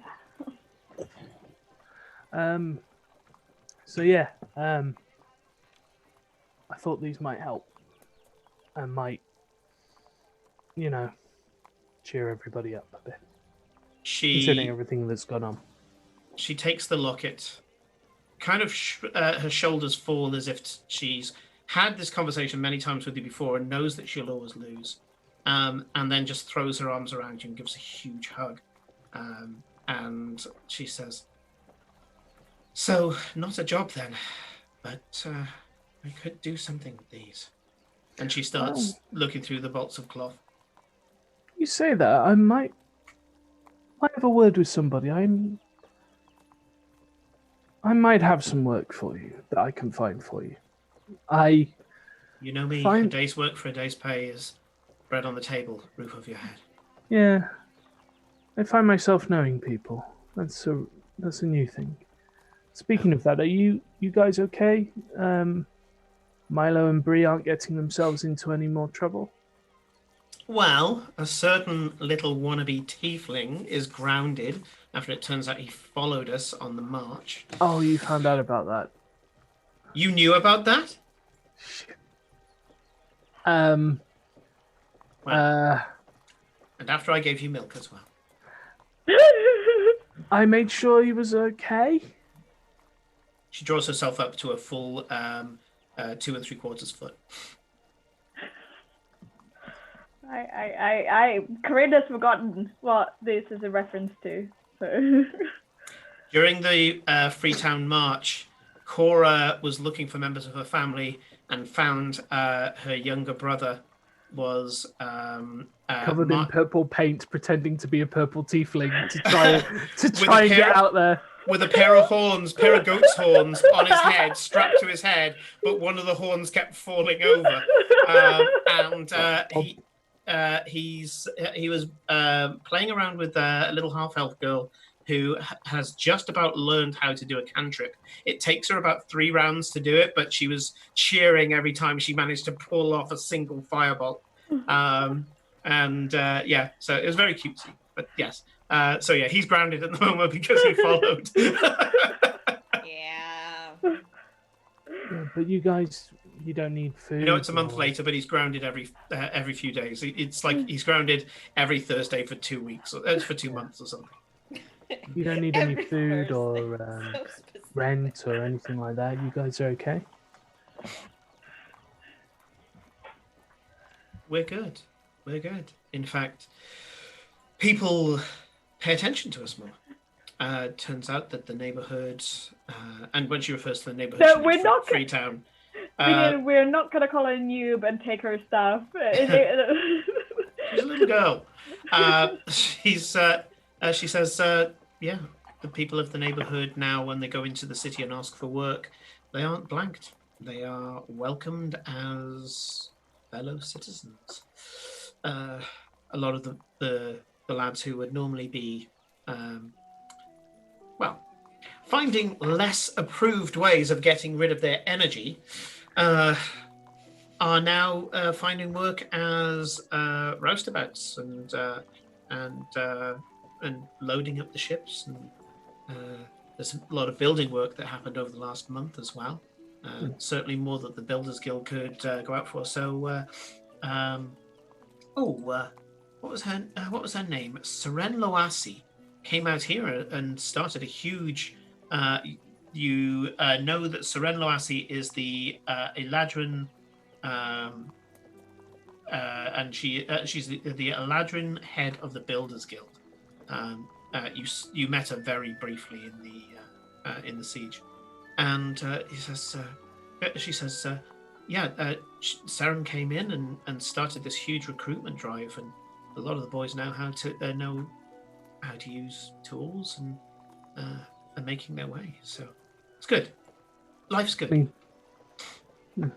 Beats the usual robbing and mugging and stealing and all sorts of things they often to be got fair, it was only light stealing and smuggling that most of the boys did. The thugs really were just they were the bad element even here. That's fair. You saw there's tons of Freetown pride pouring off this woman. She's been here her whole life, never left. I'm not very good at the goodbye bit, so I have to. Someone's waiting. Yeah. You have more things to do, Farewell. Yeah. Thank you very much for the present. Please tell my benefactor that I am humbled, and if they think that I owe them, they only are owed my thanks. Yeah, I will. Like you're about to cry. I will.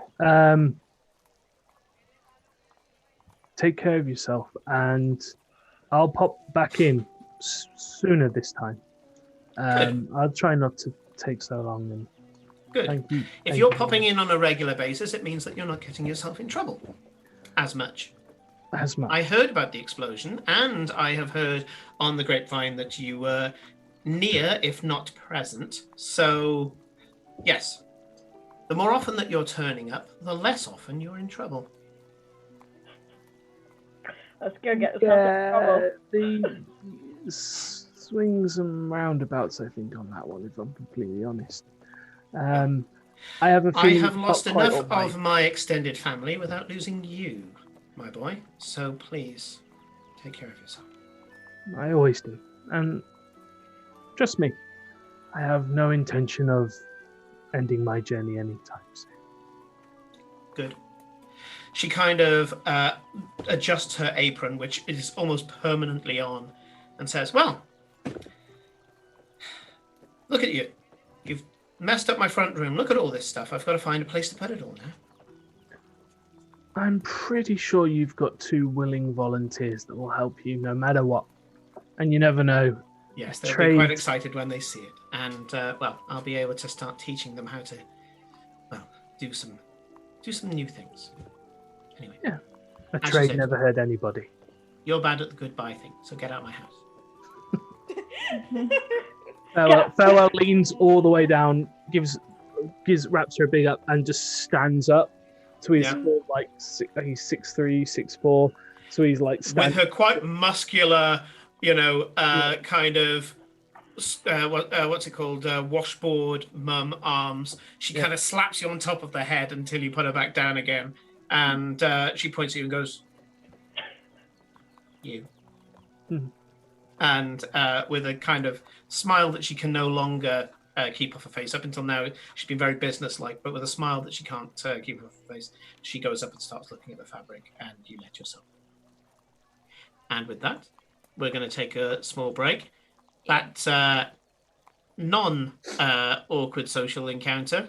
Hey! And when we come back, we'll have a very awkward social encounter. Woo! See you in 10 minutes. Oh, yay!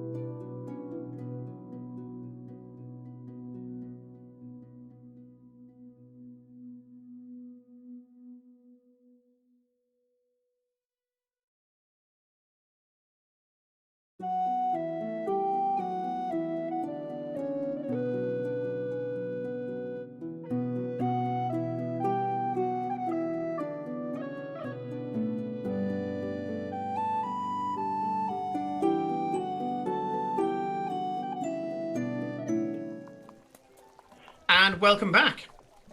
So, let's get straight back to it. As this was going on inside the house, Cora, you can see that it's just getting to the end of this conversation with Mar Gatherall, and a sensation to your left suddenly makes you snap out of Eowyn's vision. Farewell's just going through the porch to the door anyway, so he's about to turn into the main street. You're in the alleyway behind, and the sensation that you had is that of an approaching figure. You hunker down, and the figure kind of slightly stealthily, but more relying on her size, runs up to the back of the house, and you can see it's the little half-elf girl that was, half-orc girl that was with your brother during the march. You can see that she has a light blue sash with a small crest on the side of it that's around her waist, that denotes that she has now been accepted by an arcanist for apprenticeship. She's a child apprentice. She looks up at the window that you know to be your brother's window. She focuses and goes and taps on the window using Mage Hand.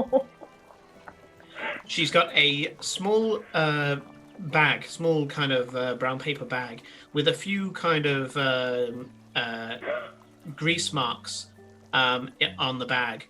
And as the door opens, the window opens, and this little halfling head comes out, the head of your brother, she goes, picks out a sweet roll from the bag, and focusing, like, as in intense stare that only a half-orc can stare this intensely, with an intense stare, almost like she's trying to will the sweet roll from exploding she's willing the sweet roll to explode. She focuses on it, and it levitates jerkily, but it levitates up to your brother. He takes it and he goes, and she goes, and she kind of denotes with her hand in smuggler's language, tomorrow. And he nods, she nods, she waves, and she skitters down the aisle. So, his door closes, and you know he's probably going to stuff his face with sweet rolls. And Mar will find out. Mar will find out, because he's never washed his face after a sweet roll for as long as you've known him. So, he'll go downstairs with sugar around his mouth, guaranteed. And life carries on in the Gatherall house. How'd it go, Farah? I mean, well, I know how it went. I was kind of there till the very end there. Well, Particularly- these are always a rhetorical question, anyway. Thank you. And I just throw my arms around him and give him a big hug. Yeah, Farewell returns the hug, and she's lying again, of course, you know, as she always does. It's still as hard. Lying of what? What do you mean? Well, you know, everything's fine. Don't need to worry about me. I know. Well, hopefully that fabric can be used for them and for selling. So I'm sure she can make some great stuff, and it's not exactly fabric that anyone else has, so she hopefully will be able to make some money off it. Yeah. And I think if we ask Glory, she might be able to find somebody that would be interested in buying her stuff. That's a good point. I mean, Why have I she never thought knows- about that? I mean, it's not the sort of thing that Glory would wear, but she knows all those sorts of people that would be interested in something that, you know, handmade from the town that overcame the demons, you know, something like that. Jesus Eowyn Christ. pops into view in your shoulder and goes, she knows people who wear clothing that growls. There will be someone who will have it. Yeah, Yeah. or plants or some. There will be somebody that will want to buy it, and hopefully with Maybe a reasonable patents. Maybe even put. Maybe Glory will know someone who could employ. Come on, you know, like as a seamstress for certain outfits. Just Are you guys walking back to the carpet while yeah, this is yeah. going We're on? well, we're not on Yeah. carpet. We're just Yeah. wandering back. Yeah. Yeah. Yeah. But when you Ah. get closer, all you hear is like, okay, Glory, so what have you learned about forks? That commoners do not understand the rule of conduit in a political setting. Yes, specifically scholar and political settings. Oh no, the oyster rule is a universal. Right. Hey, we're back. Sorry. Okay. Do we have to do this Renata thing now? Yes. I believe so. Oh boy. Oh boy. As you walk back into the city, two But on the thugs. carpet. Yeah. Sorry. As you travel back into the city, two thugs are left behind in the cantina with a piece of paper, a diagram of a setting with knives and forks and spoons, and he's like, "No, no." She said that spoon went there. Right. You got it all wrong. I'm telling you, got it all wrong. The oyster fork does not go next to the winkle picker. Oh, bloody hell. Did they listen into our conversation? Yes. Whilst you were talking, they were trying to figure out what you were talking about. So they got it. They basically did the equivalent of getting a beer mat and started sketching down what you were talking about. So they've got a little diagram. And as you touch down, the conversation concludes with, "You're going to end up marrying somebody. You're okay, right? I'm off home." And he downs his pipe and walks off. So you're back in the city and ready for your appointment with Renata Green. You touch down in front of the mansion because narrative does that, and I don't want you procrastinating any longer. And don't make me do a diagonal wipe. That's Star Wars. Yeah, the Green Mansion is in front of you. You can see that there seem to be a bunch of quite a lot of people coming in and out, and you watch as two very dusty dwarven builders walk straight out and say, "Okay, so we'll finish that off later on. And are you on the sewer job?" "Yeah, I'm going to be on the sewer job." "Okay, I'll see you then. Okay, see you later, Horace." And they part ways. Apparently, Renata is sponsoring restructuring works throughout the city. You get inside, and one of the clerks walks up and says, "Ah, yes, Hawk and Harness. Please, come this way. She's just finished talking to somebody, actually, so she should be ready for you." Thank you very much. You walk upstairs, go into Renata's study. There's the usual alcoves with books. There's a fire that's low on its embers, and you can see that some food has recently been finished. It seems to be kind of a platter, so perhaps she was talking with a bunch of people around it. Sat at her desk with an orb and her spellbook on her lectern is the wizard, Chronomancer, last Chronomancer, Renata Green. "Hello, everyone. I trust your travels were well." Yes, thank you. We got to visit Ostrom for a bit, which was... Yes. Yes, Yes, Ostrom, I was yeah. informed. I was informed. And I hope that visiting your home was fruitful. It was very nice. Good. Right.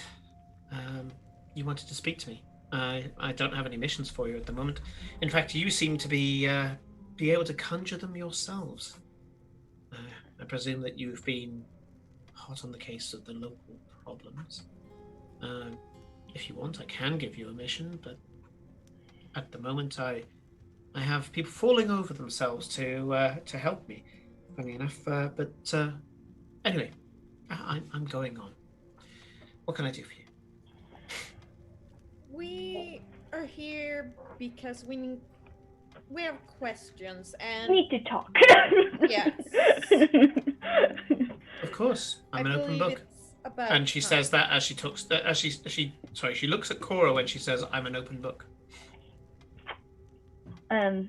Yes. Yes. We read your book. Quite enlightening. Well, it's historically inaccurate, but it shows you a little of the type of plight that I would have. I keep it because it's the most accurate depiction of life for one such as me. There used to be many of us, but Well, I think we were able to pick out some truths out of it, such as some people that you were that you had contact with, such as Belanarius, High Elf. He was the head of the Oviates. You seem to be. she when you say Belinarius, there's a kind of a smile, but it's a sad smile that crosses her face, and she continue. Yeah. And then Skyfat is the blue dragon. Is he? Well, that's what I said in the book. Oh, I see. Well, did you know him? Yes. Mm. Sorry, I tease. Mm. Yes, I had the dubious honor of meeting Skyfat. He's a dick. That's not Clip saying that. That is Corinne saying that. I met him. We know. Mhm. You've mentioned it the first Yes, time but- he was mentioned. Yes. What was about that I took. What we mostly want to know is, what are your plans now? You brought us together.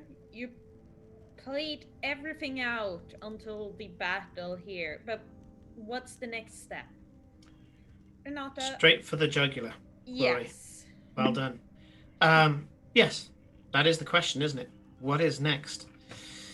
Closing the rift means that the architect has had a taste of our world.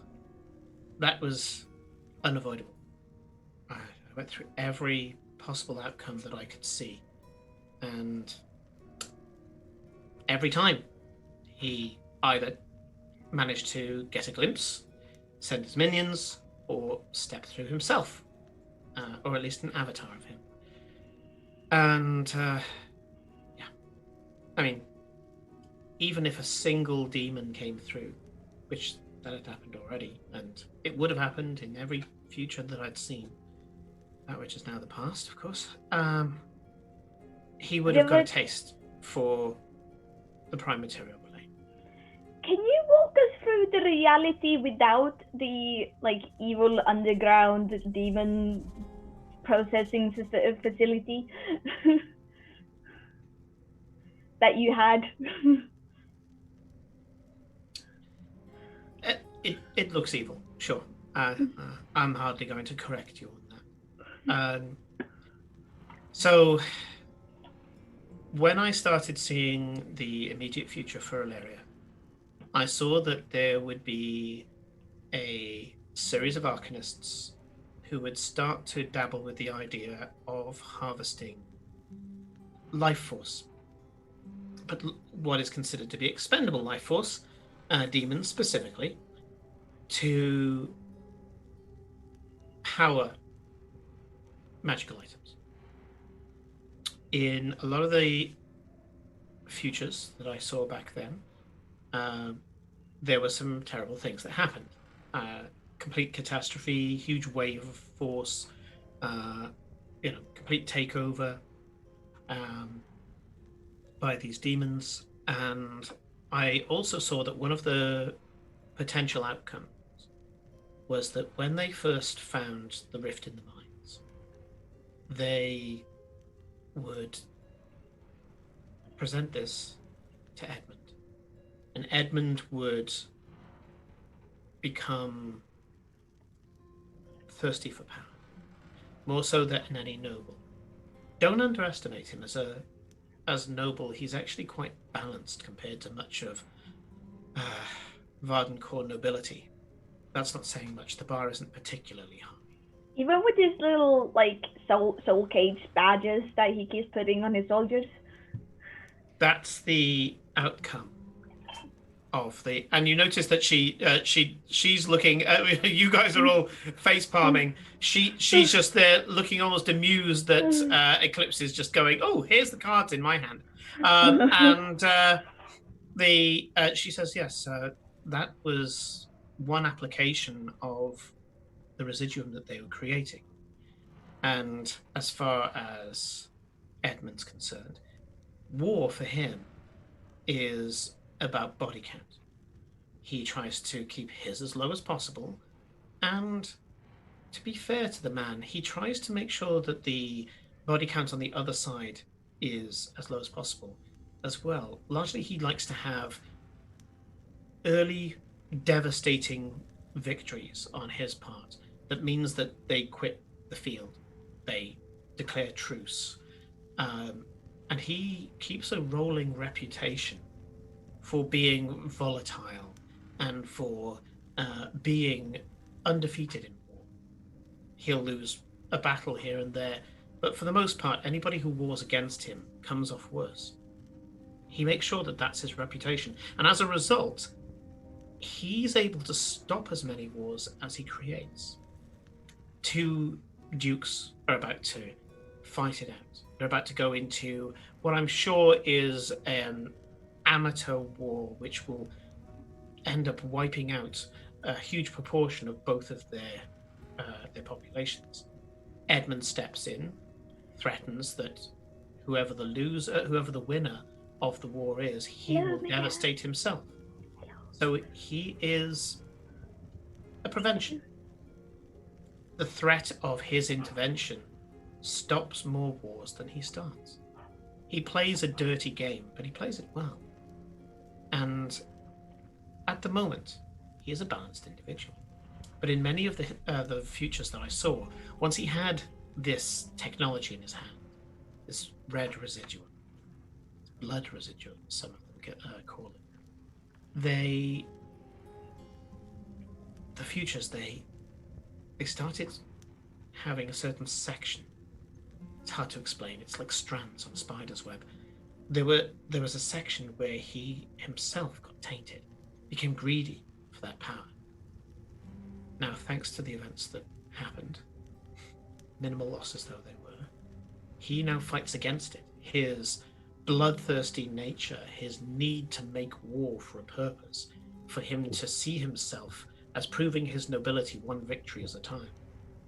He has now declared war upon that which he would have wielded by funding the research center, by making sure that many of the people who were killed in the research center as part of the accident were those who were pro the use of this technology, making sure that the siege was ended as decisively as possible with the minimum amount of casualties, especially once I started maneuvering Merrick back.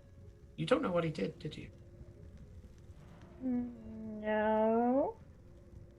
She goes over to a cupboard, opens it up, and pulls out a familiar-looking canister. It is crumpled as if it's been dented by a vacuum. It's all buckled inwards. And she puts it on the table. It's Entropica. His necromancy, yes. Necromancy, whatever. He called it an Entropica, so I use his name for it. It's not necromancy, it's entropy. Do you say that in character? No. Okay, good. She looks at it and she says, he used this. All of the entropic energy that he picked up from life leaving the world, he had collected here. It was his life's work. The casualties that were around, it turned out not to be as many as possible. And if you get your ear to the ground and ask for enough stories, there were people who thought themselves dead, who found themselves waking up all of a sudden. Simply very heavily wounded. He healed them. By my calculation, 1/3 of those who died had their life restored to them by him sacrificing the work of a lifetime. Mechanically, he did mass life transference, but instead of transferring it out of his body, he transferred all the energy from the entropic. Right. I know what you're thinking, Farewell. Don't be so put out by it. He did a good thing. And I manipulated him into doing it. That's not me taking credit, you understand. I think you wanted honesty. This is honesty. Instead of him building up a potentially devastating amount of entropic energy into one object and playing about with it, he sacrificed his potentially harmful He didn't work sacrifice to it. save lives. You just told us you manipulated him. You're taking people's agency away. I'm not taking his agency away. You I did. throw open You doors. sacrificed his life's work, not him. You did it. I put him into a position where he had the choice. I didn't make him do it. You I just can't. told us you made him do it. Yeah. I Put him made. into a position. I put him in where a he position where he had- had a choice. Yeah, Yes, that's like saying the I dangled choice. someone by a rope that was burning and their choice was to fall or not fall. It's Yeah. not a You- choice. Made him use It is a choice. the choice. You said himself that it is necromancy. That he is We're a arguing necromancer. semantics with somebody that doesn't even fucking care. I care, but you just don't understand. No, of course My, not. you've lived what, one life? You're playing God and you need to stop. I play with the gods. I don't Yeah. consider myself to be one of them. No, because the gods wouldn't do what you do. No, and they should. No. They shouldn't. They are flawed, like we are, and for that sole reason, they are, just as we are not, ill-equipped for making decisions en masse for every single person that exists. Freedom don't- and free choice must reign out supreme, even if that means this plane burns. Farewell. So are you going to eschew all of your healing, Farewell? Because you take the agency away from those that you heal. It's their natural fate for them to die until you place your hands upon them. Touche. No. That is Because- a gift from the gods. And not just that, doesn't always work. Neither does mine. Merrick could have looked at his life's work, decided that it was more important than hundreds of souls.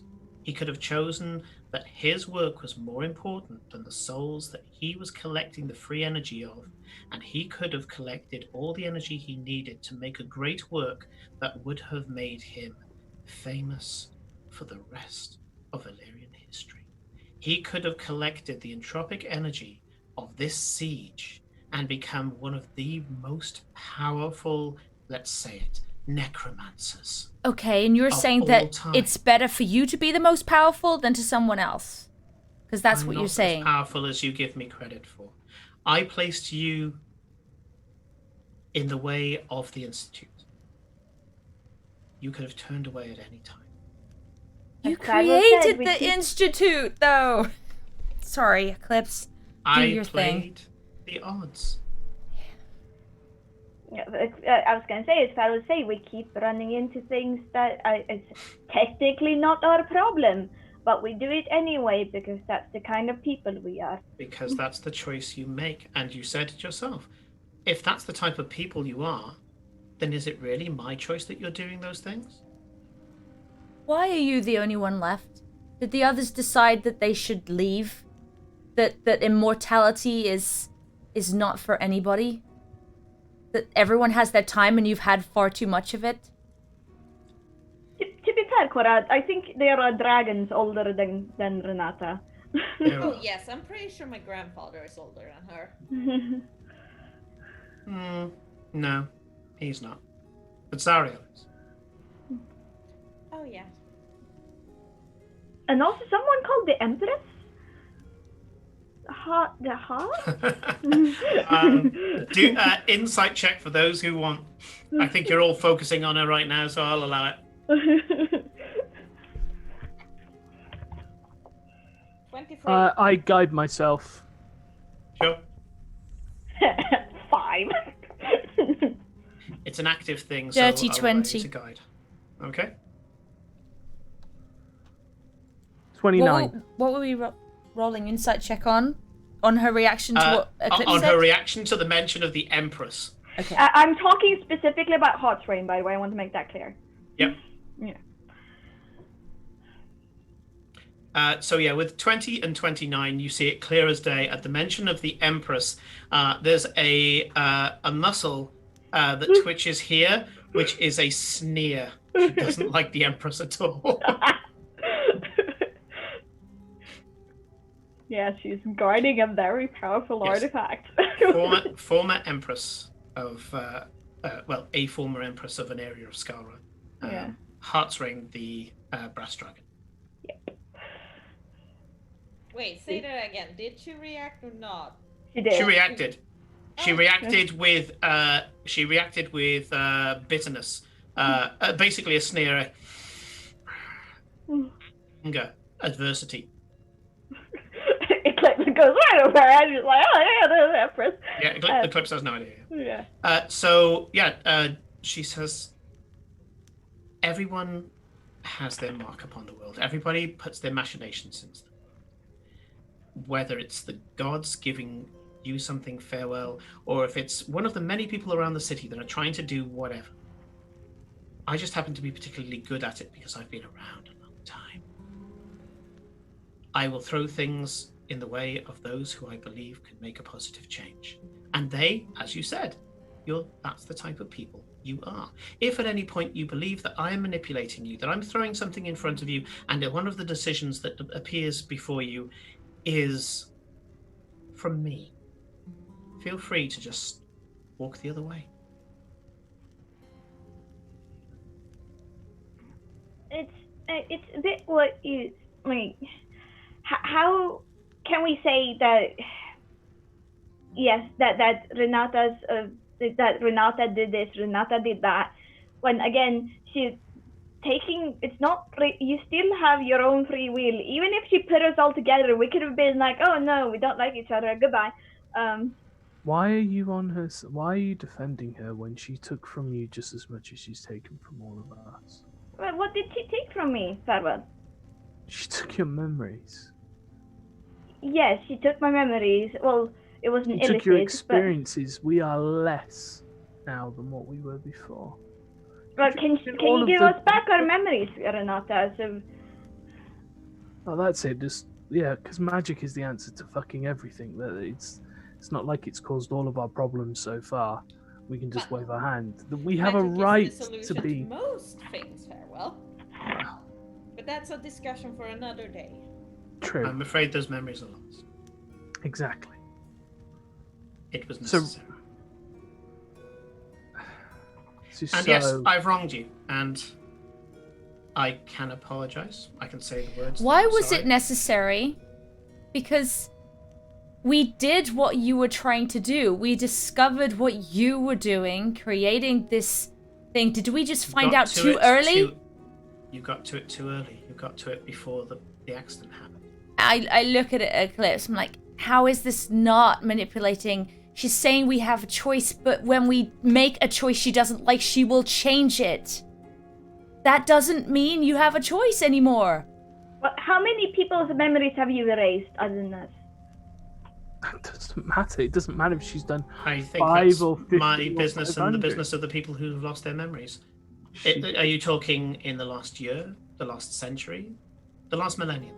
The fact that she even answers with that sort of response is terrifying. Exactly. We are right to be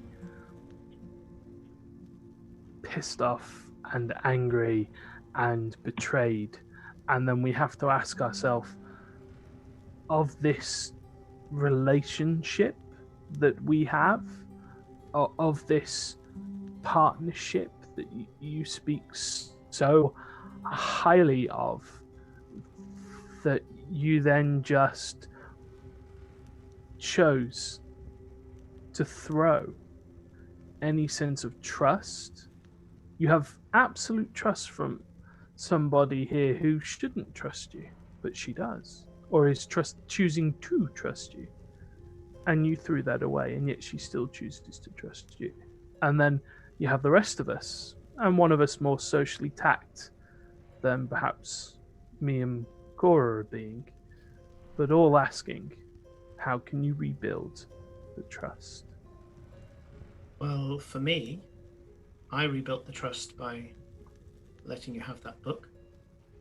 By telling you... No, you didn't. That book was a sweetener to get us back in this room. It was a lure, a bait. It wasn't trust. Because, of course, you have plans and machinations. I'm not talking about grand schemes. I'm talking about the four of us in this very room right now. If you want to show us trust, Renata, then show us trust. Tell us more about yourself. I mean, you have... What more do you need to know? I am, by definition, illegal all the way up to the gods. If you told the right person, they would be hunting me relentlessly right now. Go to any of the grand clerics. Go to any of the great heroes. You're clearly not afraid even of more that. powerful than you. You're not afraid of that. And that means Then that you have other you haven't plans. read the book very well, have you? I have placed insurance. Exactly. Which is why But you're not I am afraid not of the it. I'm not the most powerful being on even this plane of existence. There are many who could get rid of me, which is why I hide. And now I've revealed to you that I am here. Which, to be fair, is a massive risk, and I'm half expecting you to just erase our memories of us ever knowing that you are a Chronomancer. I'm curious, why haven't you? It's been a month. Why have you not erased those memories? Because I only do it as a last resort. After, as I say, the amount that I've used it over millennia. I don't like doing it. I want people to know me for me, if possible, especially those who are closest to me. Olivia knew. But you all have to make your own decisions. It forced my hand. When you turned up at the Institute, I didn't realize you were going to be that efficient. I thought that you were going to spend a bit more time with other distractions. Olivia died You for had. you, and you didn't go back and save her. Why? You could literally change anything and everything, and you didn't. Yes, I could. Yes, I Why? could. Well, fair one knows why.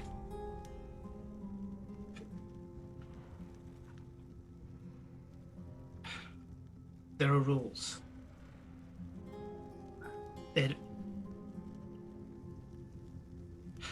I put Merrick in a position where he could save 1/3 of those who died in Ostagon.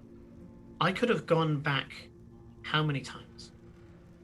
I should imagine you've read enough of the book now, and I credit you with enough intelligence to know this. I could have gone back, saved every one of them. I could have gone back to every single one of them and saved them. I could have been in hundreds of different places at the same time in the same city. I could, and I really could, catch bolts, trip up demons, make it so that events of random happenstance would happen so that by some minuscule flaw, by the odds cutting that thread of fate, Humble That brag, is- yes, Sean. that a siege of demons resulted in not a single casualty. I could have done that. Could have. But that's not the future that we needed. If What is everybody had the future if that we everybody need? had survived, then we would not be doing what we're doing now. What are you preparing doing for the now? measures. What is your plan exactly? Well, it's what Why are everybody you else still is here? doing now. Well, I'm still here mostly as a caretaker at the moment. I need to know what's going to happen next. I'm trying to find out which of the futures is happening. What's that, Glory? I said she's planning for the next time he comes along. It is obvious the architect isn't done with this plane of existence. No, he's And not. much like how the events have unfolded to make the Duke want to kill him, it also has made the people want to kill him. After all, they have a reason to want him dead. He killed 2/3 of people here. Yes. Well, Oh. go fight What? him.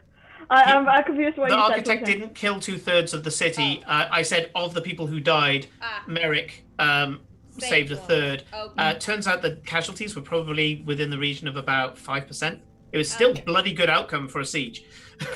Yeah, but enough people died that Duke Edmund has declared a war of vengeance upon the architect. Yep. Why are we not going and attacking him? Why are we? Are you just gonna We need wait? More information, more resources. Because he's back in his prison.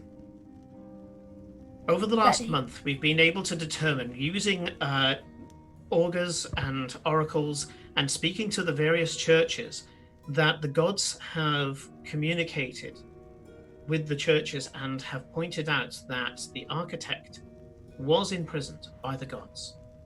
Apparently something about refusing to settle on a final design for the world. But for the planes. When this happened, as it was going to, he had a chance of returning. Think of it as this. Imagine leading somebody blindfolded into a woodland, a vast woodland, so large that even if they searched around for 1,000,000 years, they would never be able to find the one thing that would be able to lead them back. This has been the architect up until now. He's been in that vast forest, except it's a void. It's a kind of a strange place within the abyss where space and time don't matter. When he broke out of that and he touched the prime material plane for the first time, it was like highlighting the path out of the woods. Now, what we've managed to do is cover the path. He went back in there, and by covering up the rift, he doesn't know where the path is anymore, but he knows where parts of the path are. He's trying to piece it back together. That gives us time. Once he comes back, we should hopefully be ready. But, as I say, this creature's from the dawn of time. I have no idea if the minds that are currently present in the prime material plane would be able to find what would be able to defeat him. I'm not even sure myself. He seems to be able to change the very definition of matter and life. He sculpts things to his will. He's a very being of creation, as he said to you. So, how do you fight a being of raw creation? That's currently Maybe you the don't. task. That's the task that has been beset by the rulers of all nations. Every ruler has been contacted, whether fair or foul. The convocation of Skara have been told, the High King of Meridia, the chieftains of the Keltalans, the Emperor of Khantum, the Synod of North Vardencourt, the Empress Selene herself, the tribes in Jaspera, all the elders have been told. We're literally reaching across not just this plane of existence, but other planes of existence as well, to ask for anybody who can glean any form of leverage against this creature. This was coming. And I had very little time, ironically, the thing that I usually have so much of, to piece together the best possible introduction to this being. A being of raw creation has touched this plane of existence, and all we lost was a very small proportion of one city. That's the best outcome. If it's not good enough, then fine. Judge me however you wish, but that's the best outcome I was capable of.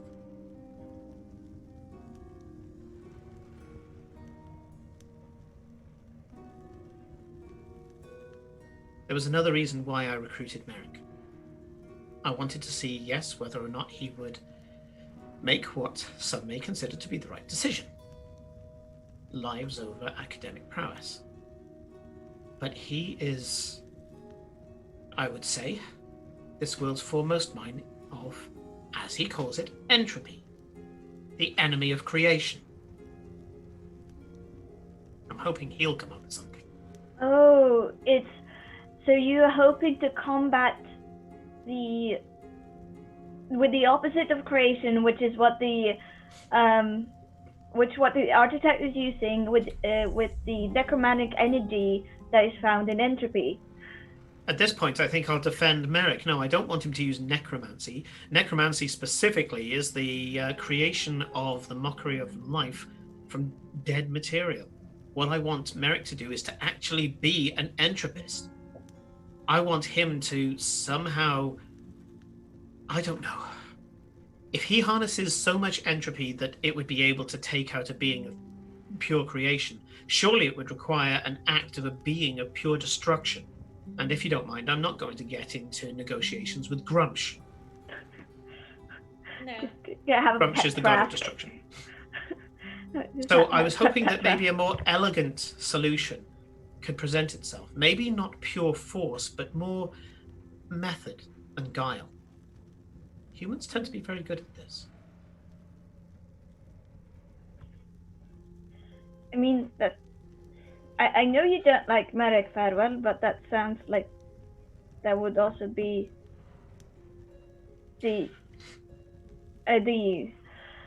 what I'm thinking with all of these things with the entropic energy, because as a follower of the Raven Queen, isn't you quite connected to that, Farewell?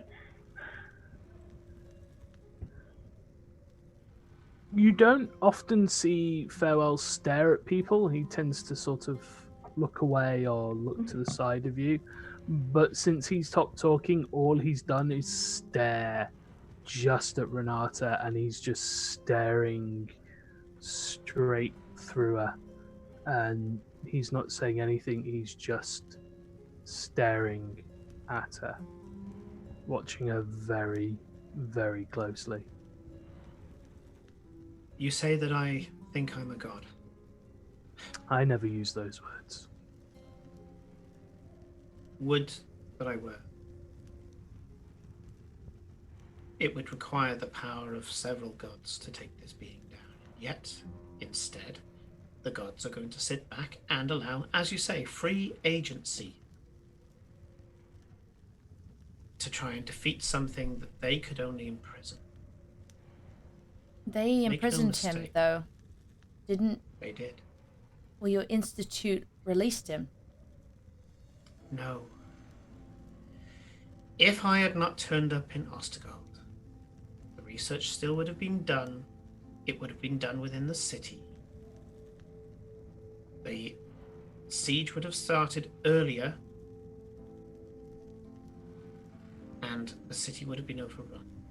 I moved the siege of Ostergold in the first instance down the coast, funnily enough, away from every single village, so even when you did make your giant crater, that not a single life was lost other than all the demons. And all the people who lived and worked in the facility, the people you sent there. They were already gone. In every history, those were gone. This is pointless. I don't understand what you don't understand about the the time thing about. I cannot see any bad thing about saving people, and also when seeing But she's the one who's choosing. There's one person making those decisions. Isn't it better that everybody makes those decisions? We live, we die, but this is one Now they person are. making that choice. Not I'm anymore. not looking at Renata right now. I'm looking at Eclipse. I'm like, do you not? I mean, what as you said, is there a way, Renata, we can see what other choices you had? Because these guys seem to not. It doesn't matter. How does it not matter, Farewell? The choices are Because- so numerous that your minds you would probably end up having some sort of brain aneurysm. it's the fact well, that there there's was a choice that, at all. and it's. If you had the choice of saving 1,000 people or letting all of those people die, would you not save those 1,000 people? Welcome to the There are trolley s- episode, everybody, if you haven't Yeah. guessed. Yes. There are lines for everybody. There are Oh, some Lafontaine. prices that are too high. I'm glad I What- don't what- have this choice. I'm glad I'm Yeah. not someone who can manipulate time, because yes, I'd find it difficult. There are things I would love to change in my life. Yes, But like you going can't- back for a loved one. Sure. But the gods themselves think this is not a thing that one person should do. Well, that's fair well said, there, Floyd. So am I. We differ on a great many things. That is very clear. But we've saved thousands She's very of people. rigid at that conversation, at that sentence, by the way. No, that was. Look, We have saved thousands of people. Do you say that we shouldn't have saved those people, Farewell? if it was their time to go, it was their time to go. But we saved them, and it would stay time to go, as you say. But then we saved them. We saved So- them because we were Then it clearly manipulated wasn't- into doing it. Their time to go. I mean, these things are not fixed. I'm not naive or stupid enough to believe that they are, but equally, I have I a question. dislike having any form of independent choice taken from me, be it even if that means I damn myself and others around me. Otherwise, what's the point in living? You just exist because you go from one mistake to the next. But aren't and you just making a don't do it. decision there, Farewell, for all those people who would die? Everybody, by the way, if you want to know. If the experiment had been completed, if I hadn't come to Ostergard, the experiment would have been completed under the university, a rift would have appeared, demons would have spilt out across the city, and no one would have been ready. No one. By the time it hits Freetown, so many people are dead, there's nothing left to save. So many demons have spilt out into the prime material plane that Freetown gets washed over in the blink of an eye. The gates weren't opened inwards before I arrived, Farewell. They exploded outwards. And yes, Glory ends up dying in a salon with a very pretty girl, by the way, so well done on that score. But if you're going to go out in style, I'd say. Eclipse, fighting on the front lines, how very noble. Unfortunately, didn't have any of the experience from any of the missions that I gave you. So I'm afraid you just weren't up to the task. You got tore apart by two demons. They took pretty much top and tail, literally. And yes, Farewell. Definitely. Well done. Died on the steps of the Raven Queen Temple. Unfortunately, nobody was left to inter your body. You were just left there, and no one ever came back to Ostergard. In fact, they pretty much were just going to the front and dying as the front wave of demons carried across the landscape. And of course, Cora. Yeah, I get it. I died. Who cares? No, everyone died. Yeah, exactly. Everyone died. Everyone dies. Why are we here? look, everyone. What do we want to know? Oh. Because we're either fighting her, which we know we can't, or we're just gonna let her continue. So why are we here? Because you guys had questions and you keep not asking them. You asked a bunch of questions of me, and now you are angry at me because I am just here trying to understand all of this. I'm not angry at you. We're not angry at you. We're just trying to figure out what our place is. Our place seems to be just to be manipulated by her. Corinne, take a moment. You're being kind of overwhelmed by a character. All right. Go wash your face. No, You're being overwhelmed by a character. Go wash your face and take a moment. Yeah. Oh. Sorry. We have a new DM. That's fine. That's fine. That's all right. We know for a fact that She gets caught up in the character. It's cool. Yeah, it's fine. Yeah, let her have a moment.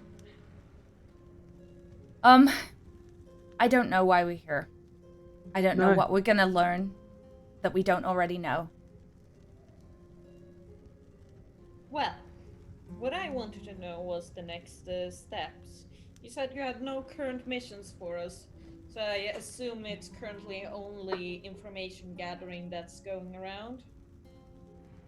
It was more a case of I owe you.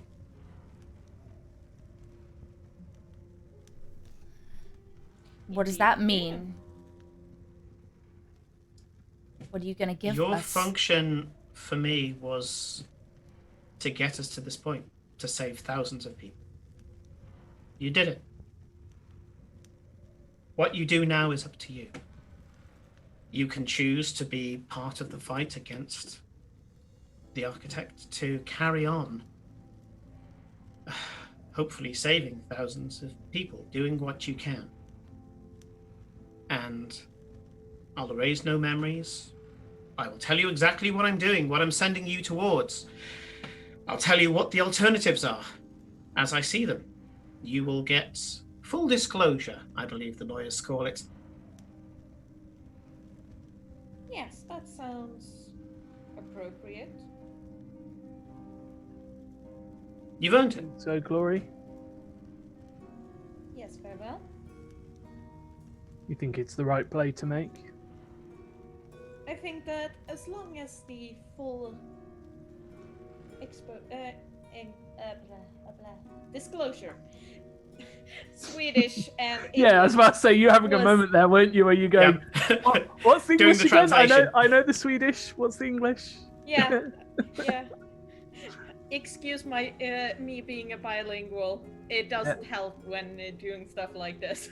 Yeah, especially Your when English you is touch- sterling. The fact that you go, especially considering I use a lot of lofty words sometimes, you follow very well. Don't worry about it. especially Yeah. during very intense moments. Yeah, and yeah, I was pouring it on, as you can guess.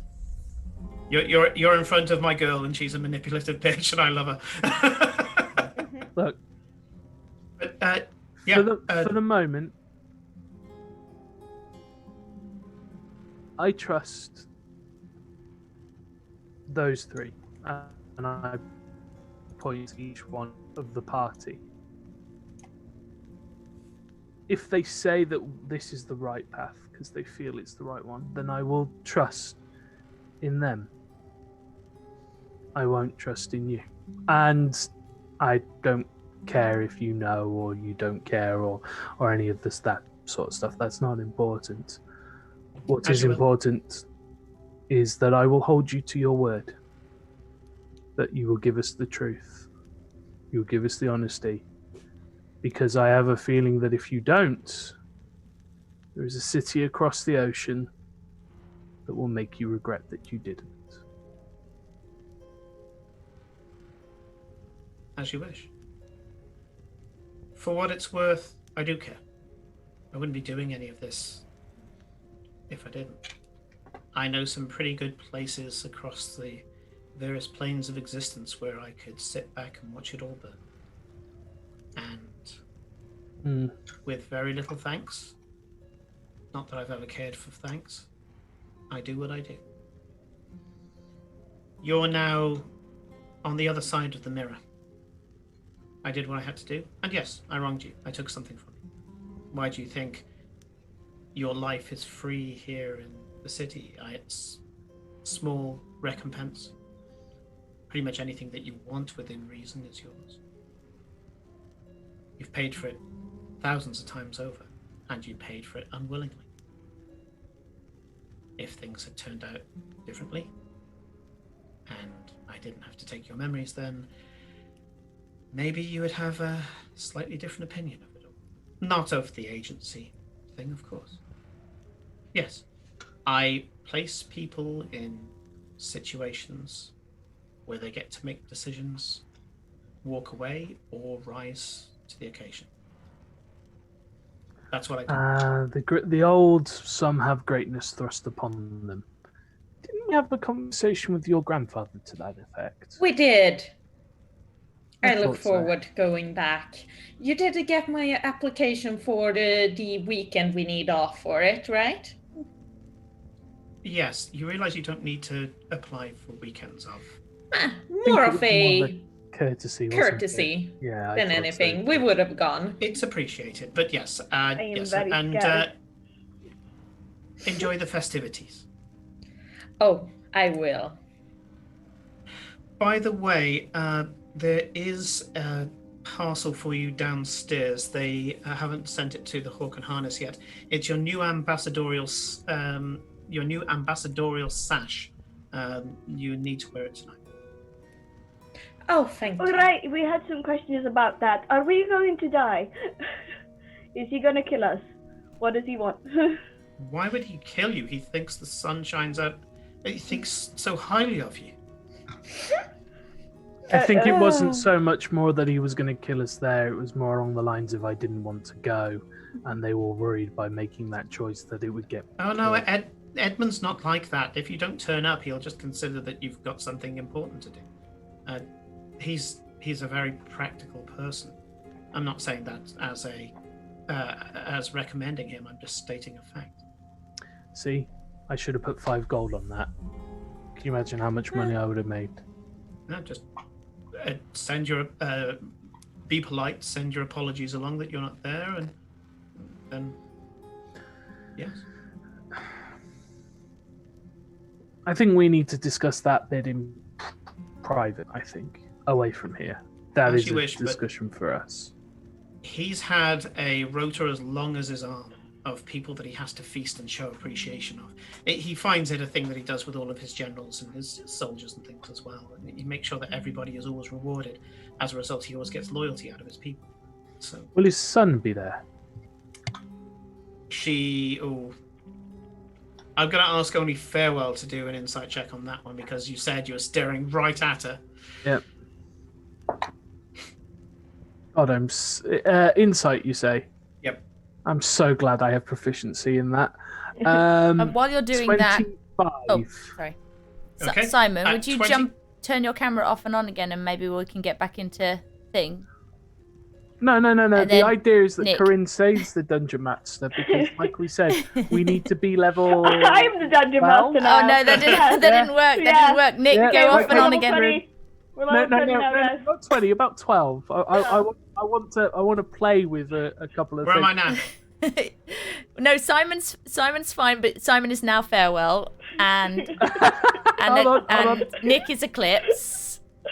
Who am I now? And right, I think you guys are back in the right places. Thank you very much. Confusion I think we've for everyone invented watching Twitch for the last musical 5 chairs. minutes. Yeah, people watching for the last 5 minutes.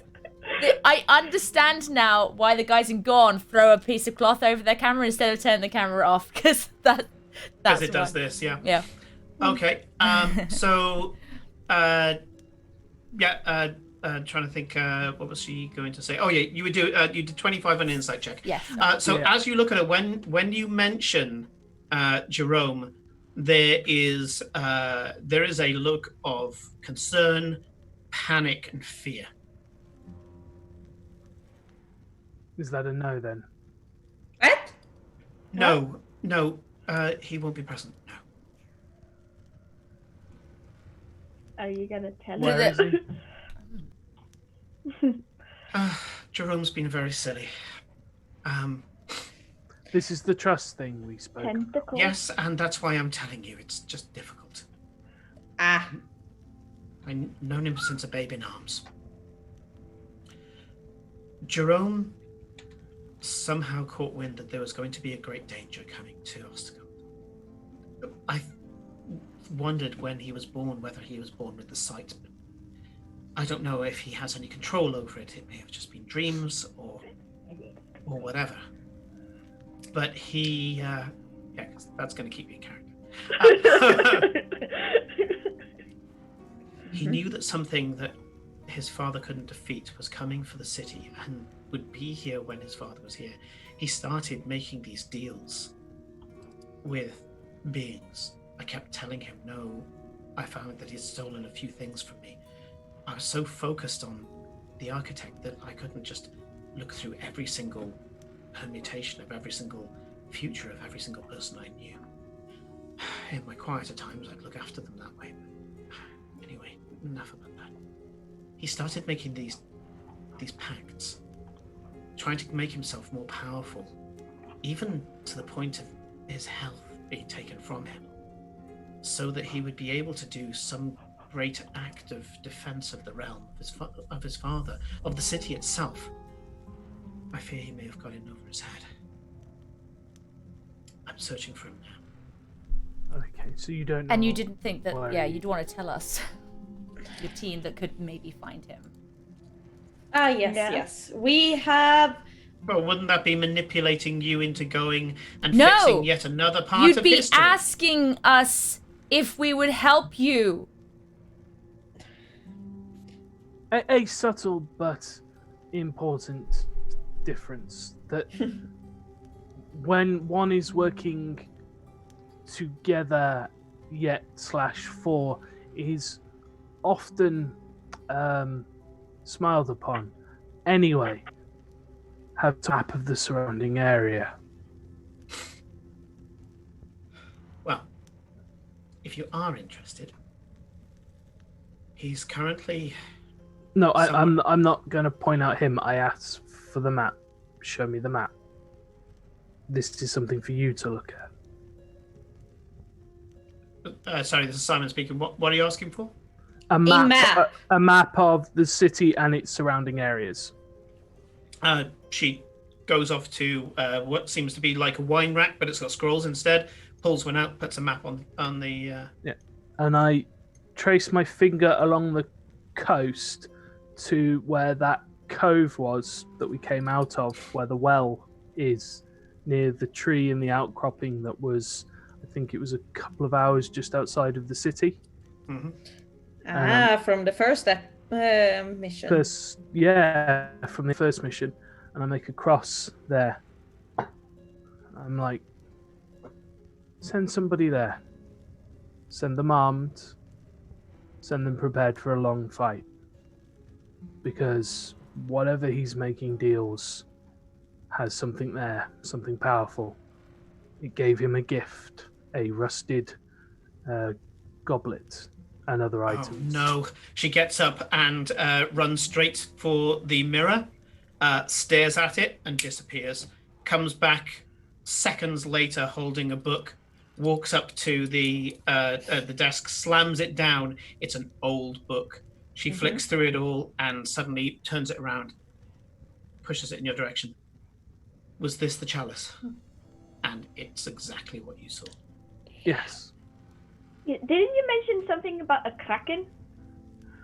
Oh yes, there was also the tentacle he was speaking with, but that is another discussion. Yeah. Well remembered, I had forgotten about the Kraken. Well, if Renata's chosen. gonna trust, if we want Renata to trust us, we need to give her trust in return. Mm-hmm. Your Information for information. Yeah. This has been um, enlightening, if nothing else. Duke Astamod's son, he was speaking to this big tentacle thing, which we think is the Kraken. The Kraken was one of the things that he was trying to make a deal with. Yeah. And Well, this I chalice... would say that has made a deal from the looks of it. Yes, he seems to Yes. have some warlocky powers. This chalice is the chalice of the drowned. He wants to conjure an undead army from the ocean. It's more of a pact. The souls return, and she kind of flicks through some of the pages of this chapter, turns around and says, Farewell is just internally screaming. and she reads, there is a real screams eternally into the void going on at the moment inside of his head. D&D characters getting into a spiral. I love it. Yeah, primarily of what the fuck is wrong with this city? Really? What the fuck is wrong with everybody? How much can happen in one city? And she reads from the book. And the penitent drowned shall rise from the waves. Their souls return to the remains that are left. They shall step upon the shore one last time and heed the Kraken's call. For that who gains the favor of the Kraken and drinks from the chalice, thereby imbues them all with their life force for one last battle. They shall know retribution as they save the living from as the dead save the living from sharing their fate, and in doing so, they shall return to the gods, whole and untainted. Right. So why does he want this thing other than the army? Farewell. Do me a religion check. I have my... I am more concerned about what the Kraken wants in return for his favor. I'm going to guide myself. Yep. Because it's not abusing mechanics. It's how it's designed. By the way, we are 7 minutes over. Yep. We're gonna get to a stop point. Religion, you say? Yep. 18. I rolled a 7. Thank fuck for guidance. and having a really good intelligence and having trained in and proficiency in religion. So role-playing the guidance, you call upon your goddess to give you the knowledge. You do know that the clerics of the Raven Queen themselves can employ a form of necromancy. This allows... They can, he can. It's just it wasn't the argument he wanted presented in front of Renata. No. Especially considering everything This is all in your discussed. head. This is all in your head. Yeah. So this is giving you some lore about the Chalice of the Drowned. There is a form of penitent ability that the Raven Queen clerics, high level, can do, where they can allow a soul that isn't going back to the Cascade. They can allow it to come back to Earth for a short period of time with the permission of the goddess to find closure. So they come back as an animatus or a revenant, or a spirit. And sometimes they come back for rightful vengeance. Sometimes they come back to protect someone. There is, you're well-traveled and you've read a lot of the books that were in your caravan. You know that there is there's a tribe in Nostra that when they get buried, they pledge 1 day to the gods.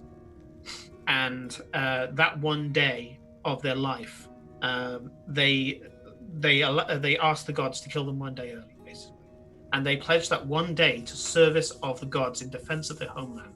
And so in the small island nation of Nostra, spirits will rise and defend the chieftain's hall, because there's no king in Nostra.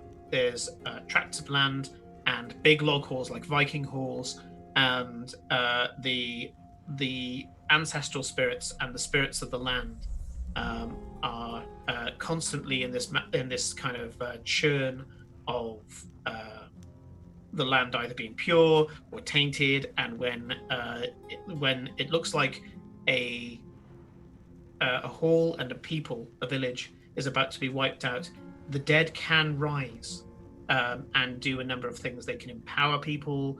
They can defend them. They can manifest, and that is the day that they give. It's a day they give out this day in love and are able to return to the world for that short period of time. The Chalice of the Chalice of the Drowned seems to be that as and you can see that there's insinuations to pirates on the page and things like that, is that these pirates, as a final act of atonement, pledge that their soul will come back to perform a penitent act so that they can go to the gods clean. And if only you knew some pirates that you could ask about this. Almost as if the DM wrote it in as a spine of this particular storyline. The Chalice of the Damned is what he was seeking, and that's what you saw him pick up and walk off with.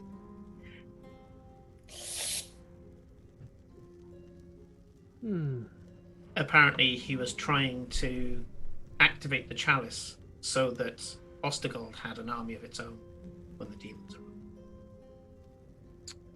The undead didn't turn up, though, right? So, why? Didn't turn up. Why? Compelling, isn't it? But you don't want to work for Renata. It could be any. Is any she reason are you they saying that, didn't. Simon? Simon's saying that. There's a difference between working for. We are not here to make it easy for you. Yeah. Plus, there's a difference between working for Renata and discovering things on our own, or working with Renata.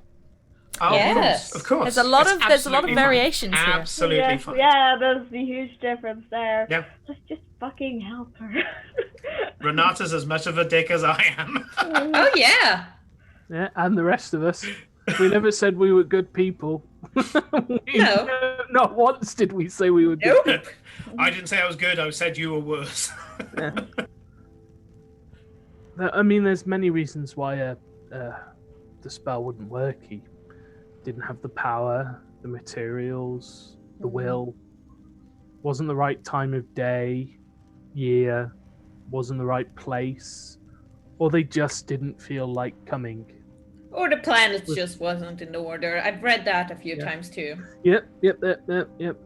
It's Stars were not aligned. But it's surprising how easy it is to fuck one of these things up.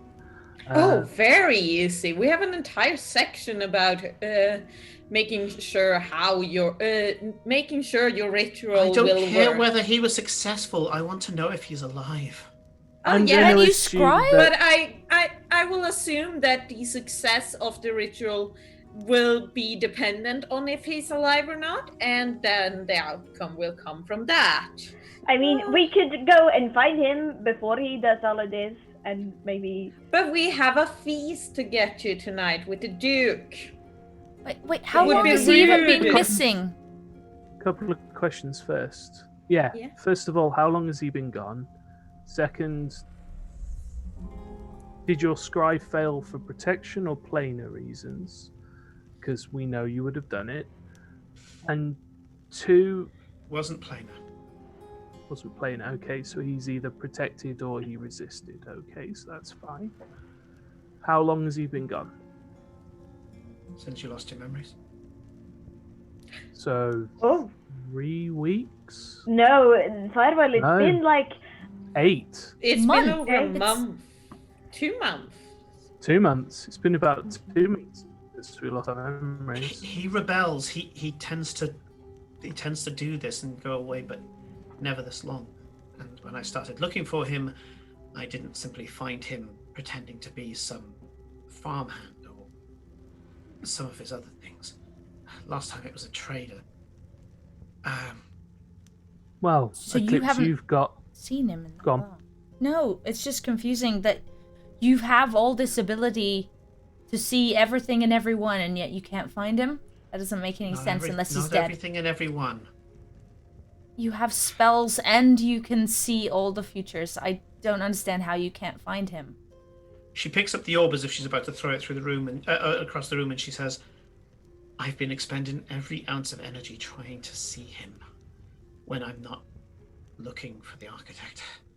She puts it down and says, "I can't I can't spend that much energy on him and also look for what the architect's next move is going to be. Which probably means... And I have limitations somewhere as well, Cora. He's shielded somewhere. Yes. I Well, can't see everything. Well, I'm pretty good at tracking people down. That's what I was going to say. Yes. Maybe we need to rely on your contacts and experience. Seems that you have a hunt. Yes. As you say, I'm usually used to... Recently I've been using my skills to find items rather than people, but I am just as skilled at finding people. Well, if you put any efforts into that direction, I would be most grateful. As I say, I'm giving you free rein. I am in your debt now. The Hawk and Harness is yours.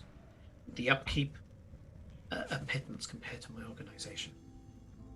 Go speak with Edmund. Play nice.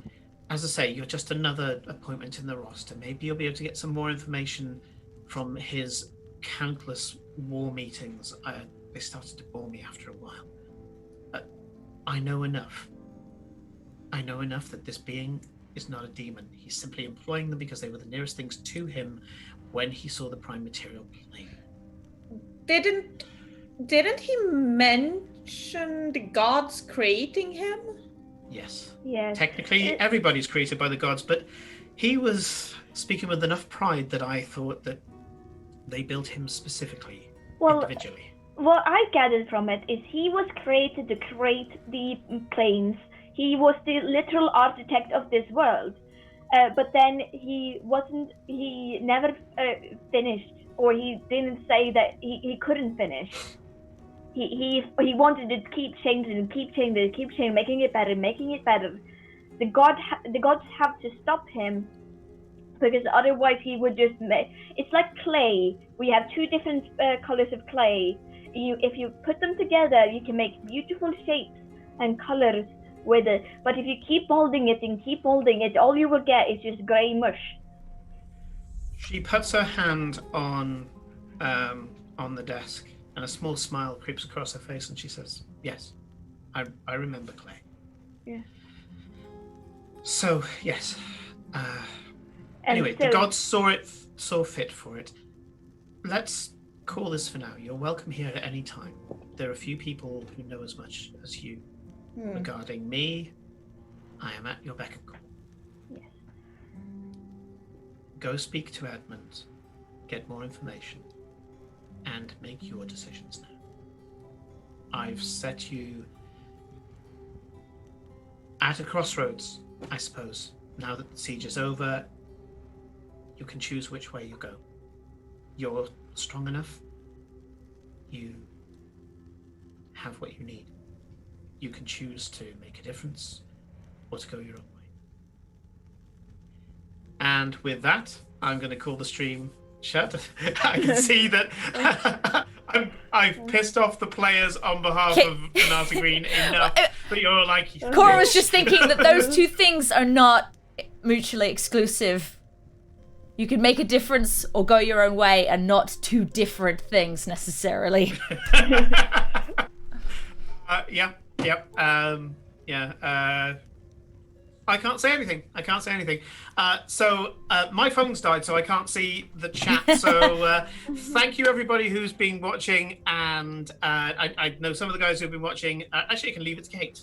Well, I'm not going to call everyone out, but hello to everyone who is watching. Call everyone out, but, yes, and we thank you very much. Had a follow. I think we had a follow earlier. I'm just getting Streamlabs up so I can run the credits at the end. Okay, good stuff. So that we can do that. But yes, as always, we appreciate you for watching live or even our VODs. So I hope you had fun and enjoyed it, and I hope you were okay, Corinne. Sorry if our RP got a bit intense.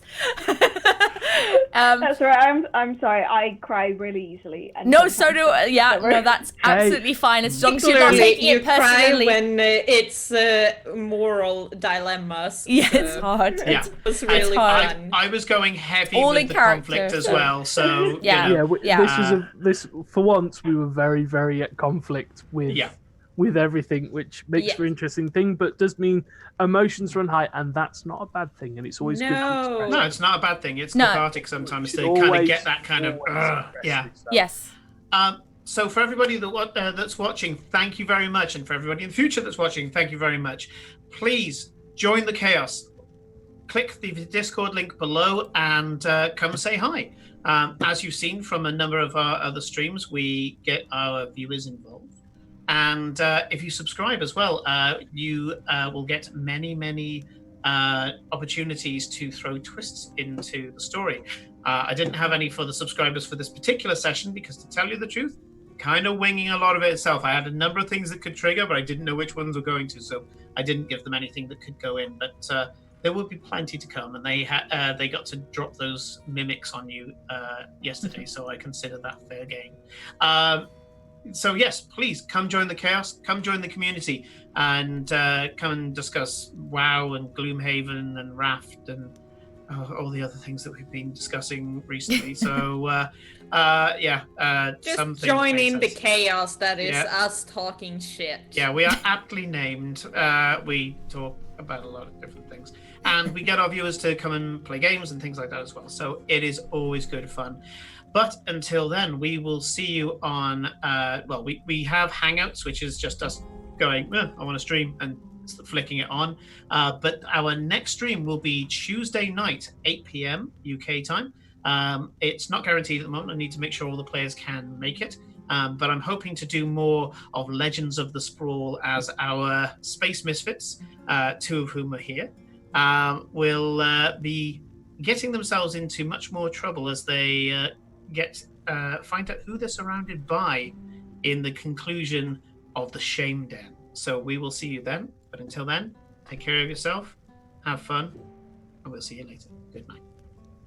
Yes. Bye-bye. Bye.